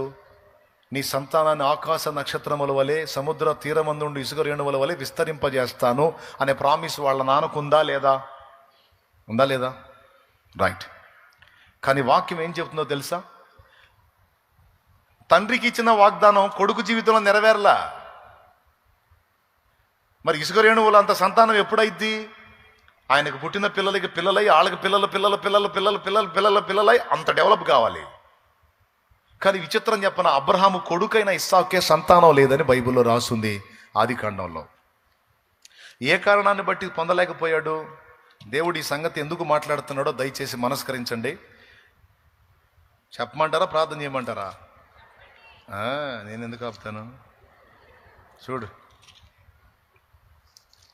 ఆదికాండం ఒక్కసారి ఆ వచనం తీయండి. 25వ అధ్యాయము 20వ వచనం నుంచి చదువు. ఇస్సాకు పద్దనరాములో నివసించు సిరియావాడైన బేతుయేలు కుమార్తెను, సిరియావాడైన లాబాను సహోదరునైన రెబ్కాను పెళ్లి చేసుకున్నప్పుడు 40 సంవత్సరముల వాడు. 40 ఏళ్ల వయసులో పెళ్లి చేసుకున్నాడండి. ఇస్సాకు భార్య గొడ్రాలు. అది చూడండి. అదేంది? తండ్రికి వాగ్దానం చేశాడు ఇంత సంతానాన్ని ఇస్తానని, కానీ కొడుక్కే పిల్లలు లేరు. గొడ్రాలు అని రాశాడు అక్కడ. ఏమండి, మా డాడీకి వాగ్దానం చేశాడు, దేవుడు వాగ్దానం చేశాడని తెగ చెప్పావు కదా, ఏది మనకు సంతానం? ఏది? మన పెళ్ళయి 20 ఏళ్ళు, మన పెళ్ళయి 15 ఏళ్ళు, మన పెళ్ళయి 10 ఏళ్ళు, ఏది సంతానం? ఏది? కాదమ్మా, దేవుడు వాగ్దానం చేశాడు మా నాన్నకి, చాలాసార్లు వాగ్దానం చేశాడు. నన్ను బలిపీఠం మీద నుంచి దించమని ఆయనే చెప్పాడు. నాకు ప్రతిగా గొర్రె పొట్టేలను వధింపజేసింది ఆయనే. అప్పుడు మా తండ్రికి వాగ్దానం చేశాడు, నీ సంతానాన్ని ఆకాశ నక్షత్రములలో విస్తరింపజేస్తానని వాగ్దానం చేశాడు. మరి ఎందుకో మనకు పిల్లలు ఇవ్వట్లేదు ఏంటో? తర్వాత ఇస్సాకు అర్థమైంది, మా డాడీకి ప్రామిస్ చేశాడు, దాన్ని స్వతంత్రించుకున్నట్లు నేను దేవునికి ప్రార్థన చేయాలి కదా అని బలు వెలిగింది. ఎన్నేళ్ళకి వెలిగింది? కనీసం 18 ఏళ్ళు దాటిన తర్వాత, కనీసం 19-20 సంవత్సరాలు అయినప్పుడు వెలిగింది బలుపు. ఆ బల్బు వెలిగి అప్పుడు ప్రార్థన చేశాడట. ఇస్సాకు ఆమె విషయమై ప్రభువుని వేడుకున్నాడు. చదువు ఆ వచనం కిందకుంటది. గనుక అతడు ఆమె విషయమై యెహోవాను వేడుకొనెను. అద్దుగో అంటే అప్పుడు వేడుకున్నాడని రాస్తుందంటే అంతకుముందు గనుక అతడు ఆమె విషయం, ఆమె గొడ్రాలు గనుక అతడు ఆమె విషయమై యెహోవాను వేడుకొనెను. వేడుకొనుట అంటే ప్రార్థించుట. ప్రార్థన చేశాడు. ఆ తర్వాత ఒకేసారి ఇద్దరు పుట్టారు. దేవునికి స్తోత్రం కలుగును గాక. హల్లెలూయా. ఆ పుట్టినోళ్ళలో ఒకడు ఏశావు, ఒకడు యాకోబు. ఎప్పుడు ఇచ్చాడు? ప్రార్థన చేసిన తర్వాతన, ప్రార్థన చేయక మునుప. సో దేవుడు మనకిచ్చినటువంటి ప్రామిసులు నెరవేర్చకపోవడానికి కారణం మన నిర్లక్ష్యం, మనం దేవునికి ప్రార్థన చేయకపోవటం. ఏమండి, వచ్చే సంవత్సరం నువ్వు పెట్టుబడి పెట్టుకొని వ్యాపారం చేయడానికి ఈ సంవత్సరం నన్ను డబ్బులు అడిగావు, ఏదో కొంత అమౌంట్ అడిగావు. నేనేమన్నానంటే, తప్పకుండా ఆ సమయం వచ్చినప్పుడు నన్ను అడుగు, నీకు ఇస్తానని నేను వాగ్దానం చేశా, ఇస్తానని.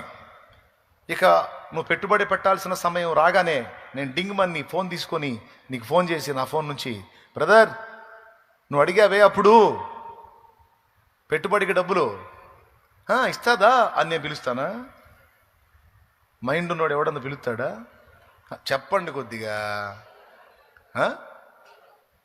ఏం చేస్తాడు? ఇస్తాను అన్నాను, నేనేం ఈనలేదే, ఇస్తాను అన్నాను, నన్ను అడగట్లేదుగా. అంటే బహుశా వేరే ఆప్షన్ ఉందేమో, వేరే వైపు నుంచి అతనికి ఏదన్నా వచ్చిందేమో, లేకపోతే ఎవరైనా ఇంకా ఇస్తామన్నారేమో, ఎవరి దగ్గర తెచ్చుకున్నాడేమో. ఎక్కడ అందకపోతే నా దగ్గరికి వచ్చేవాడు, నన్ను అడిగేవాడు కదా. అడగలేదు అంటే అతనికి అంత తీవ్రమైన విషయం కాకపోయి ఉండొచ్చు అది అని సైలెంట్ అవుతాడు. నాకే గొడవ లేదు, నా సొమ్ము నా దగ్గరే ఉంటుంది అనుకుంటాం. దేవుడు కూడా ఎన్ని చోట్ల రాయించాడో తెలుసా? అడక్కండి మీకు ఇయ్యబడును అన్నాడు. ఎక్కడన్నా రాసి ఉంటే చెప్పండి, నేను కూడా చూసుకొని నేర్చుకుంటా. అడక్కండి మీకు ఇయ్యబడు అని రాశాడు ఎక్కడన్నా? ఏం రాశాడు? పెద్దగా వెదకుడి, తట్టుడి, అడుగుడి, అడుగు ప్రతివాడు పొందునా, కొంతమందే పొందునా. మరి అడగరే. మీరు దేవుని అడగనందున మీరు చాలా పొందలేకపోతున్నారని యాకోబు పత్రిక 4వ అధ్యాయము మొదటి 2 వచనాలు చదివితే ఉంది. ఉంటుందండి, నాకెళ్ళి చూడండి, డౌట్ లేదు. పెన్నుంటే రాసుకోండి. అడగనందున చాలా సంగతులు మనం పొందలేకపోతున్నాం. అడుగుటయే ప్రార్థన. తండ్రి తన్ను అడగని వాళ్ళకి పరిశుద్ధాత్మ ఇస్తానన్నాడా? అడుగు వారికి ఎంతో నిశ్చయముగా తన పరిశుద్ధాత్మ ఇస్తానన్నాడా? లూకాసు వార్త 11వ అధ్యాయము 13వ వచనం. పరలోకమందున మీ తండ్రి తన్ను అడుగు వారికి పరిశుద్ధాత్మను ఎంతో నిశ్చయముగా అనుగ్రహించుననెను. అడిగిన వాళ్ళకి ఇస్తాడు అంటే అడగని వాళ్ళకి? కొద్దిగా చెప్పండి. అది విషయం. అంటే చాలా మందికి వాగ్దానాలు తెలుసు, కానీ ఆ వాగ్దానాలు మన జీవితంలో నెరవేరినట్లు ప్రార్థన చేయటం తెలియదు, దేవుణ్ణి వేడుకోవటం తెలియదు. దేవునికి వాగ్దానాలు, దేవా నువ్వు ఈ మాట అన్నావు కదా ప్రభువా, ఈ వాగ్దానం చేసావుగా ప్రభువా, ఈ సాయం చేస్తానన్నావుగా ప్రభువా, నీ కార్యమును జరిగించు ప్రభువా, ఇదిగో నేను విశ్వసిస్తున్నాను, నువ్వు కదులు తండ్రి అని ప్రార్థనలో మొర్ర పెట్టరు. ఈ కారణం చేత చాలామంది దేవుని దగ్గర నుండి పొందలేదు. ఇది 2 చోట్ల రాయబడు, అనేక చోట్ల రాయబడింది. 2 చోట్ల, అనేక చోట్ల. అసలు ఇంకా యేసయ్య అద్భుతమైన మాట చెప్పాడు. ఇప్పుడు మన అవసరాలు తెలియనోడి దగ్గరికి మనం పోయి డబ్బు కావాలన్నాం అనుకో, అవసరాలు తెలియనోడు ఏమంటాడు తెలుసా? ఎందుకో అంటాడు. ఎందుకంటే నీకు సోదంతా చెప్పాలి. వాడికి నువ్వు ఏం చెప్పాలి? అమ్మాయి పెళ్లి చేయాలనుకుంటున్నాను, కొద్దిగా చిల్లర బాకీలు ఉన్నాయి తీర్చుకోవాలనుకుంటున్నాను, నువ్వు ఒక అమౌంట్ ఇస్తే కట్టేసి అమ్మాయి వైనం చేసేసి ఇదంతా చేయాలనుకుంటున్నాను, దానికి ఇది ఇది అని మొత్తం మ్యాటర్, నీ అవసరాలన్నీ చెబితే సరేలే అంటాడు. అవసరాలు ఎరగనోడు ఇవ్వకపోవచ్చు కూడా. కానీ ఇక్కడ ప్రభు ఏం మాట్లాడో తెలుసు? మత్తయి సువార్త 6లో, మీరు అడుగక మునుపే మీకు అక్కరగానున్నవేవో మీ పరలోకపు తండ్రికి ముందే తెలియను. ఆయనకి తెలుసు, నీ అవసరాలు తెలుసు, నీ అక్కర్లు తెలుసు. ఏమండి, నిద్రపోయే వాళ్ళని నేను తట్టి లేపను, కానీ బుర్ర కలిగిన వాళ్ళు, మెలకు కలిగిన వాళ్ళు ఈ మాటలు తీసుకోండి, జాగ్రత్తగా తీసుకోండి. టైంపాస్ మాటలు కాదు, నీ జీవితానికి ఉపయోగపడే మాటలు. నిద్రపోయే వాళ్ళు సరిగట్టిగా స్తోత్రం చెప్పండి. మెలుగుతున్న వాళ్ళు చెప్పండి. చెప్పబోయి కూడా ఆలోచించారు, మనం నిద్రపోవట్లేదు కదా. దేవునికి స్తోత్రం, హల్లెలూయా.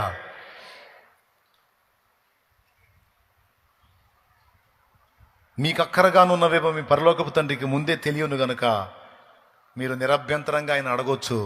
నీ అవసరత యొక్క న్యాయాన్ని తెలుసుకున్నవాడు గనుక లేదు కాదు అనడు, తప్పకుండా సహాయం చేస్తాడు, తప్పకుండా సహాయం చేస్తాడు, తప్పకుండా సహాయం చేస్తాడు. నేను దేవుని ముందు పోయి కూర్చొని అదే అడుగుతా. నువ్వు అడగమన్నావుగా తండ్రి, నువ్వు అడగమన్నావుగా, ఫలానా కార్యం నాకు చేసినందుకు నీకు స్తోత్రం స్తోత్రం అని స్తోత్రాలు చెప్తా. చెయ్యి ప్రభువా, ధర్మం చేయి ప్రభువా, సాయం చేయి ప్రభువా, కృపచూ ప్రభువా అని అడిగి ఊరుకోను. డైరెక్ట్గా పోయి కూర్చొని ఫలానా విషయంలో నువ్వు కార్యం చేసినందుకు నీకు స్తోత్రం స్తోత్రం స్తోత్రం స్తోత్రం స్తోత్రం. నీకు ఇదే. మీరు కూడా నేర్చుకోండి. ఇయ్యయ్యా, సాయం చెయ్యయ్యా, అయ్యా కృప చూపయ్యా అని అడుక్కోవటమే కాదు, ఇచ్చినందుకు ముందుగానే విశ్వాసంతో స్తోత్రాలు చెప్పటం కూడా నేర్చుకోండి. అంతే. నా కుటుంబంలో ఫలానా వ్యక్తి ఇంకా మారలేదు ప్రభువా, అతన్ని మార్చు తండ్రి అంటాం కాదు. అతన్ని నువ్వు దర్శించినందుకు నీకు స్తోత్రం స్తోత్రం స్తోత్రం. అతనితో నువ్వు మాట్లాడుతున్నందుకు నీకు స్తోత్రం స్తోత్రం స్తోత్రం. అతనిలో ఉన్నటువంటి ఆ పాపపు ఆ బీజాన్ని తొలగించి ఆ పాప సంబంధమైన జీవితం నుంచి అతన్ని విడిపించినందుకు నీకు స్తోత్రం స్తోత్రం స్తోత్రం రోజు చెప్పు నువ్వు. తర్వాత ఏం జరిగిద్దో చూడు.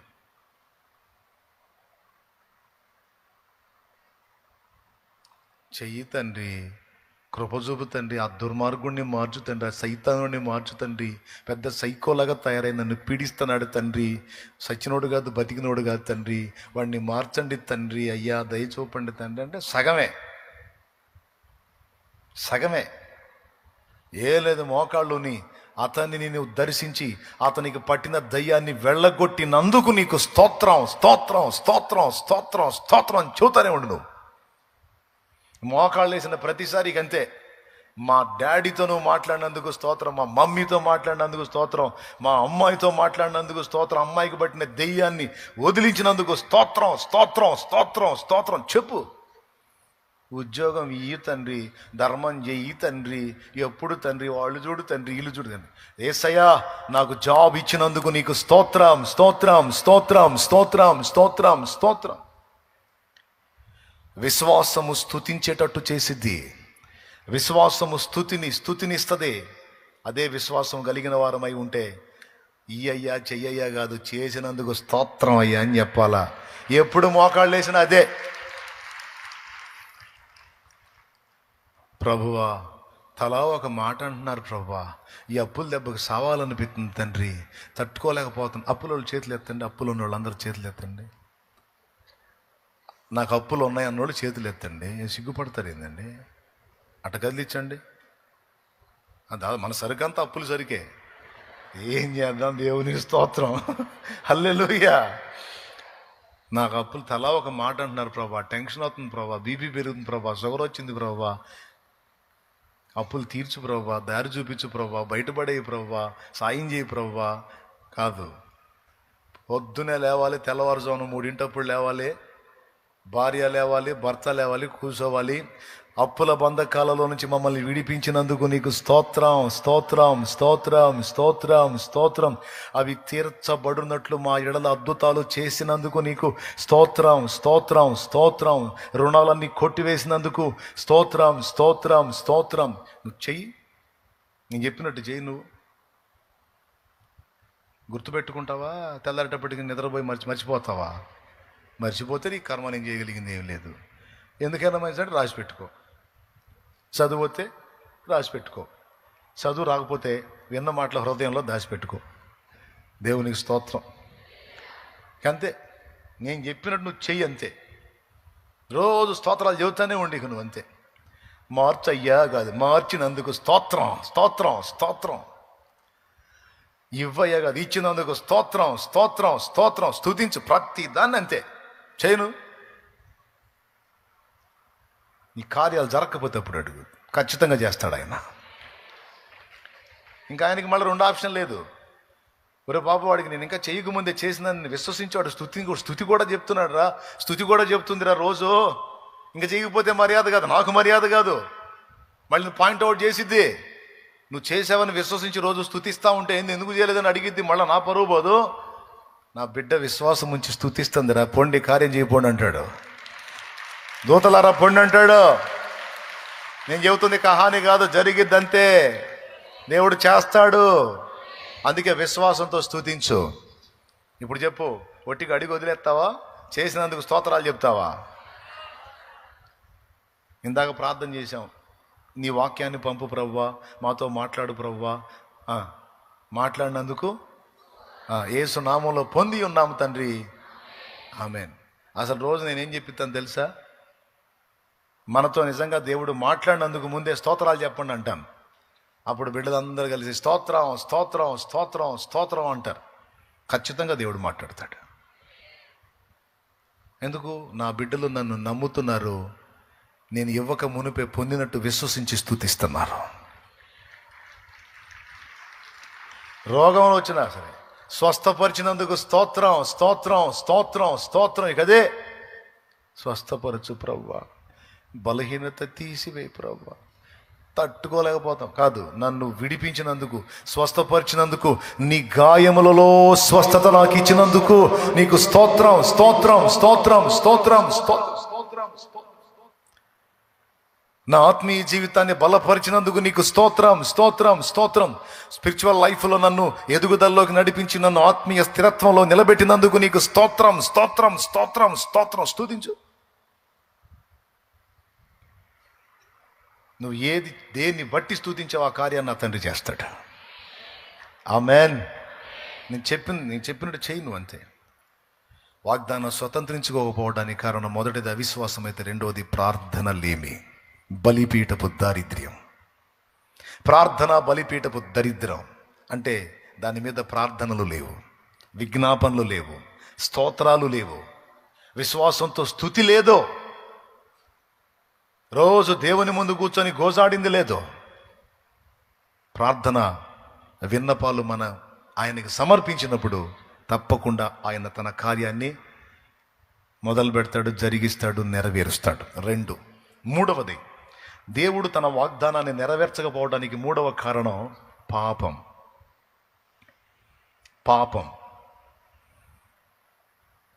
మన ఎడల దేవుడు తన వాగ్దానాలు చాలా ఇచ్చినాయి, అవి నెరవేర్చకపోవడానికి కారణం చెప్తున్నాను, పాపం. మూడవ కారణం. దాన్ని బట్టి కూడా ఆపుతాడు. మరి నువ్వు అడ్డమైన పాపాలు చేసుకుంటే ఎట్టబడితే అట్ట వెచ్చలవిడిగా తిరుగుతా ఉంటే వాగ్దానాలన్నీ నీకు ఇస్తారా ఊరేగంటాడా? షరతులు వర్తిస్తాయి. వాగ్దానం ఇచ్చిన ప్రతి చోట ఒక షరతు చెప్పాడు. ఏంటో తెలుసా? నా మాట విని దాని చొప్పున నడవాలి నువ్వు అని. కొట్టో నా మాట విని దాని చొప్పున నువ్వు నడవాలి అనే ప్రతి వాగ్దానానికి ముందు ఒక వార్నింగ్ షరతు ఉంది. అడ్వర్టైజింగ్లో వస్తాయి కదా, 24 మాటలు చెప్తారు, అన్నీ చెప్పి ఫైనల్లో షరతులు వర్తిస్తాయి అంటారు. మరి మీకు గుర్తుందో లేదో, మనకైతే పక్కా షరతు వర్తిస్తుంది. వాగ్దానాన్ని నెరవేర్చే విషయంలో దేవుడు అసమర్థుడు కాదు, సమర్థుడు. కానీ దేవుడిచ్చిన షరతుని మనం నిర్లక్ష్యం చేయకూడదు. కానీ కొంతమంది ఏం చేస్తారో తెలుసా? ఒక పక్క ప్రార్థన చేసి వాగ్దానాన్ని ఎత్తిపెట్టి అడుగుతారు, మరొక పక్క పాపంలో కంటిన్యూ అవుతారు, దేవుని మాటలకు అవిధేయత చూపుతారు. సింపుల్గా మీరు చూడండి, ద్వితీయోపదేశ కాండం 28వ అధ్యాయము 1వ వచనం నుంచి, లేకపోతే 3వ వచనం నుంచి చదువు. ద్వితీయోపదేశ కాండం 28వ అధ్యాయం 3వ వచనం నుంచి చదువు. నీవు పట్టణములో దీవింపబడుదువు, పొలముల్లో దీవింపబడుదువు. నీ గర్భఫలము, నీ భూఫలము, నీ పశువుల మందలు, నీ దొక్కిటెద్దులు, నీ గొర్రె మేకలు మందలు దీవింపబడును. నీ గంపయు, పిండి పిసుకు, నీ తొట్టియు దీవింపబడును. అప్పుడున్నాయన్న అవి కాబట్టి అవి దీవించాడు, ఇప్పుడున్నాయి మనవి వేరే కాబట్టి మనవి కూడా దీవిస్తాడు. ఆ వాగ్దానం మనకు కూడా వచ్చింది. ఇంకా అయిపోలా, ఇంకా ఉన్నాయి. నీవు లోపలికి వచ్చినప్పుడు దీవింపబడుదువు. నిద్రపోయాడు స్తోత్రం చెప్పండి గట్టిగా. అమ్మ బాబోయ్, చాలా చురుకున్నారు మీరా. చదువు. నీవు లోపలికి వచ్చినప్పుడు దీవింపబడుదువు, వెలుపలికి వెళ్ళినప్పుడు దీవింపబడుదువు. నీ మీద పడు నీ శత్రువులను యెహోవాని ఎదుట హతమగునట్లు చెయ్యును. వారొక త్రోవను నీ మీదికి బయలుదేరి వచ్చి 7 త్రోవలను ఎదుట నుండి పారిపోవుదురు. నీ కొట్లలోను నీవు చేయు ప్రయత్నములన్నింటిలోనూ నీకు దీవెన కలుగునట్లు యెహోవా ఆజ్ఞాపించును. అయ్యా అట్లా చెయ్యయ్యా, ఆశీర్వదించయ్యా, అట్లా చెయ్యయ్యా అనిపిస్తుందా లేదా? ఎంతమందికి అనిపిస్తుంది? ఇప్పుడు ఇవన్నీ నీకు కావాలా వద్దా? అవన్నీ నీకు కావాలా వద్దా? కావాలన్నోడు చేతులు ఎత్తండి. నేను 2 చేతులు ఎత్తాను, నాకైతే ఇంకా ఫుల్ కావాలి. ఎందుకంటే నేను చాలామందికి సాయం చేయాలి. అందుకని దేవునికి స్తోత్రం. అలానే ఉంచండి, మీరు దించవాకండి. కావాలా ఇవన్నీ కావాలా? చదువు, ఇంకా అయిపోలా, చదువు. నీ దేవుడైన యెహోవా నీకిచ్చుచున్న దేశములో ఆయన నిన్ను ఆశీర్వదించును. నీవు నీ దేవుడైన యెహోవా ఆజ్ఞలను అనుసరించి ఆయన మార్గములలో నడుచుకుని ఎడల యెహోవా నీకు ప్రమాణము చేసి ఉన్నట్లు ఆయన తనకు ప్రతిష్ఠిత జనముగా నిన్ను స్థాపించును. దేవునికి మహిమ. అసలు ఇది ఇంకా గొప్ప విషయం. ఇప్పటిదాకా భౌతికమైనే, అసలు ఆయన నిన్ను తనకు ప్రతిష్ఠిత జనముగా చేస్తాడంటే నువ్వు దేవుని జనాంగం అయిపోతావు. ఇది ఇంకా తీవ్రమైన వాగ్దానం. ఇన్ని వాగ్దానాలు ఉన్నాయా? షరతు స్టార్టింగ్లో పెట్టాడు. ఇవన్నీ నీకు కావాలి అన్నోళ్ళు చేతులు ఎత్తండి అంటే మొత్తం ఎత్తారు. ఇప్పుడు కూడా ఎత్తారు. మొత్తం నాకు కావాలన్నోళ్ళు చేతులు ఎత్తండి. మళ్ళీ ఏం పర్లేదు, ఎక్సర్సైజ్ లాగా ఉంటుంది మనకి కదా. రైట్, అందరికి కావాలి. స్టార్టింగ్ చదువునానా? నీవు నీ దేవుడైన యెహోవా మాట శ్రద్ధగా విని నేడు నేను నీకు ఆజ్ఞాపించుచున్న ఆయన ఆజ్ఞలన్నిటినీ అనుసరించి నడుచుకొనిన ఎడల నేను నీకు చెప్పిన విషయాలు గౌరవించి వాటి చొప్పున నీవు నడుచుకొనిన ఎడలా మొత్తం నీకే. నిన్నుగాక ఎవరిని దీవిస్తా బిడ్డ, నిన్నుగాక ఎవరిని హెచ్చిస్తా. కాకపోతే షరత్ ఏంటంటే నేను చెప్పిన మాట నువ్వు వినాలి. నువ్వు నకరాలు చేస్తే కాదు, నువ్వు పిచ్చి విషయాలు వేస్తే కాదు. నేను చెప్పినట్టు వింటావా? తప్పకుండా నీ కృపరిస్తా. అయినా అసలు మనకి అన్ని పాత నిబంధన కాదన్నా, మన కొత్త నిబంధన. ఓకే, కొత్త నిబంధనకి వద్దాం. యోహాను సువార్త 15వ అధ్యాయం 7వ వచనం సగం నుంచి చదువు. మీకేది ఇష్టమో అడుగుడి. అది చదువు నాన్న. యోహాను సువార్త 15వ అధ్యాయము 7వ వచనం సగం నుంచి. నా యందు మీరు గుట్టు బయట పెడతా. సగం నుంచి చదవమంటే మీకేది ఇష్టమో అడుగుడి. అది నువ్వు చదవాల్సింది. అప్పుడే గుట్టు బయట పెడితేట. మీకేది ఇష్టమో అడుగుడి, అబ్బా, అది మీకు అనుగ్రహింపబడును. సూపర్, దేవునికి స్తోత్రం. ఎంతమందికి కావాలి ఈ వాగ్దానం? యేసయ్య అంటున్నాడు, ఇది సాక్షాత్ యేసయ్య. మీకు ఏది ఇష్టమో అడగండి, మీకు ఏం కావాలి, మీకు ఏది ఇష్టం నేను ఇస్తా అంటున్నాడు. బా, అట్టయితే నాకు చాలా ఇష్టాలు ఉన్నాయి ప్రభా. కుప్పలు కుప్పలు, ఎన్ని కుప్పలైనా తెచ్చుకో, ఇస్తా. అయితే షరతు ఉంది. షరతు ఏంటో తెలుసా? నా యందు మీరును మీ యందు నా మాటలు నిలిచున్న ఎడలా మీకేది ఇష్టమో అడగండి, నేను చేయకపోతే అప్పుడు అడగండి అన్నాడు. పాత నిబంధనలోనే కాదు, క్రొత్త నిబంధనలో కూడా ఈ పాయింట్ రేజ్ చేశాడు. చూడండి, నేను మీరు ఇష్టపడిందలా నెరవేర్చాలి అంటే ఒకటే గుర్తుపెట్టుకోండి, నా మాట మీరు రెస్పెక్ట్ చేయాలి, నా మాట దాటిపోవద్దు, నాకు నచ్చని విషయాలు నువ్వు చేయొద్దు, పాప సంబంధమైన క్రియలో నువ్వు ఉండొద్దు. యెహోషువకి ఏం వాగ్దానం చేశాడు? పాట. నీ దినములన్నిట ఎవరు నీ ఎదుట నిలువలేరని యెహోషువతో, నీ దినములన్నిట ఎవరు నీ ఎదుట నిలువలేరని యెహోషువతో వాగ్దానము చేసినావు, వాగ్దాన భూమిలో చేర్చినావు, వాగ్దానము చేసినావు, వాగ్దాన భూమిలో చేర్చినావు. సర్వోతుడా నీవే నాకు ఆశ్రయ దుర్గము, ఎవరు లేరు నాకు ఇలలో, ఎవరు లేరు నాకు ఇలలో, ఆదరణ నీవేగా, ఆనందం నీవేగా, ఆదరణ నీవేగా, ఆనందం నీవేగా. సర్వోన్నతుడా నీవే నాకు ఆశ్రయ దుర్గము. దేవునికి స్తోత్రం. యెహోషువకి ఏం ప్రామిస్ చేశాడు? నీ ఎదుట ఎవ్వడో నిలవకుండా నేను తరిమి కొడతాను, నేను నీతో కూడా నడుస్తాను, నీకు ముందు నడుస్తాను, నీకు సైన్యాధిపతిగా నేను వస్తాను, అసలు తిరుగులేదని వాగ్దానం చేశాడు. మొదటి అధ్యాయంలో చేశాడా? 7వ అధ్యాయం దగ్గరికి వచ్చేటప్పటికి హాయి పట్టణస్తులు వీళ్ళని అన్నారు. హాయి పట్టణం వాళ్ళు వీళ్ళని అన్నారు. అది చిన్న పట్టణం. పెద్ద పెద్ద వాటిని కొట్టుకుంటూ పోయారు, పెద్ద పెద్ద వాటిని జయించుకుంటూ పోయారు. ఒక బుడ్డి చిన్న పట్టణం అక్కడ పోయి తన్నులు తినొచ్చారు. 30 మందికి పై చిలుకు పోగొట్టుకున్నారు వీళ్ళని. యెహోషువకి వాగ్దానం గుర్తొచ్చింది. కూర్చొని ఎడుతున్నాడు తల నెలకేసి, నువ్వు నాకేమని ప్రామిస్ చేశావు? నీ దినములన్నిట ఎవరు నీ ఎదుట. ఇప్పుడు వాళ్ళ దెబ్బకి మేము నిలవలేక పారిపోయామే. ఏమయ్యా నీ వాగ్దానం ఏమైంది? ఎందుకు ఇట్లా జరిగింది ప్రభువా అని ఏడుస్తున్నాడు. అప్పుడు దేవుడు చెప్పాడు, నేను ఇచ్చిన వాగ్దానం తప్పిపోయేవాడినే కాదు, దాన్ని నెరవేర్చుటకు సమర్థుణ్ణి. అయితే ఇశ్రాయేలులో పాపము జరిగింది. శపితమైన వాటిని ముట్టవద్దని నేను చెప్పానా లేదా? చెప్పావయ్యా. కానీ మీ గుంపులో ఒకడు శాపగ్రస్తమైన దాన్ని తెచ్చుకొని దాచిపెట్టుకున్నాడు. గుడారంలో గుంట తీసి దాచిపెట్టాడు వాడు. అవునా? ఎవడు ప్రభువా?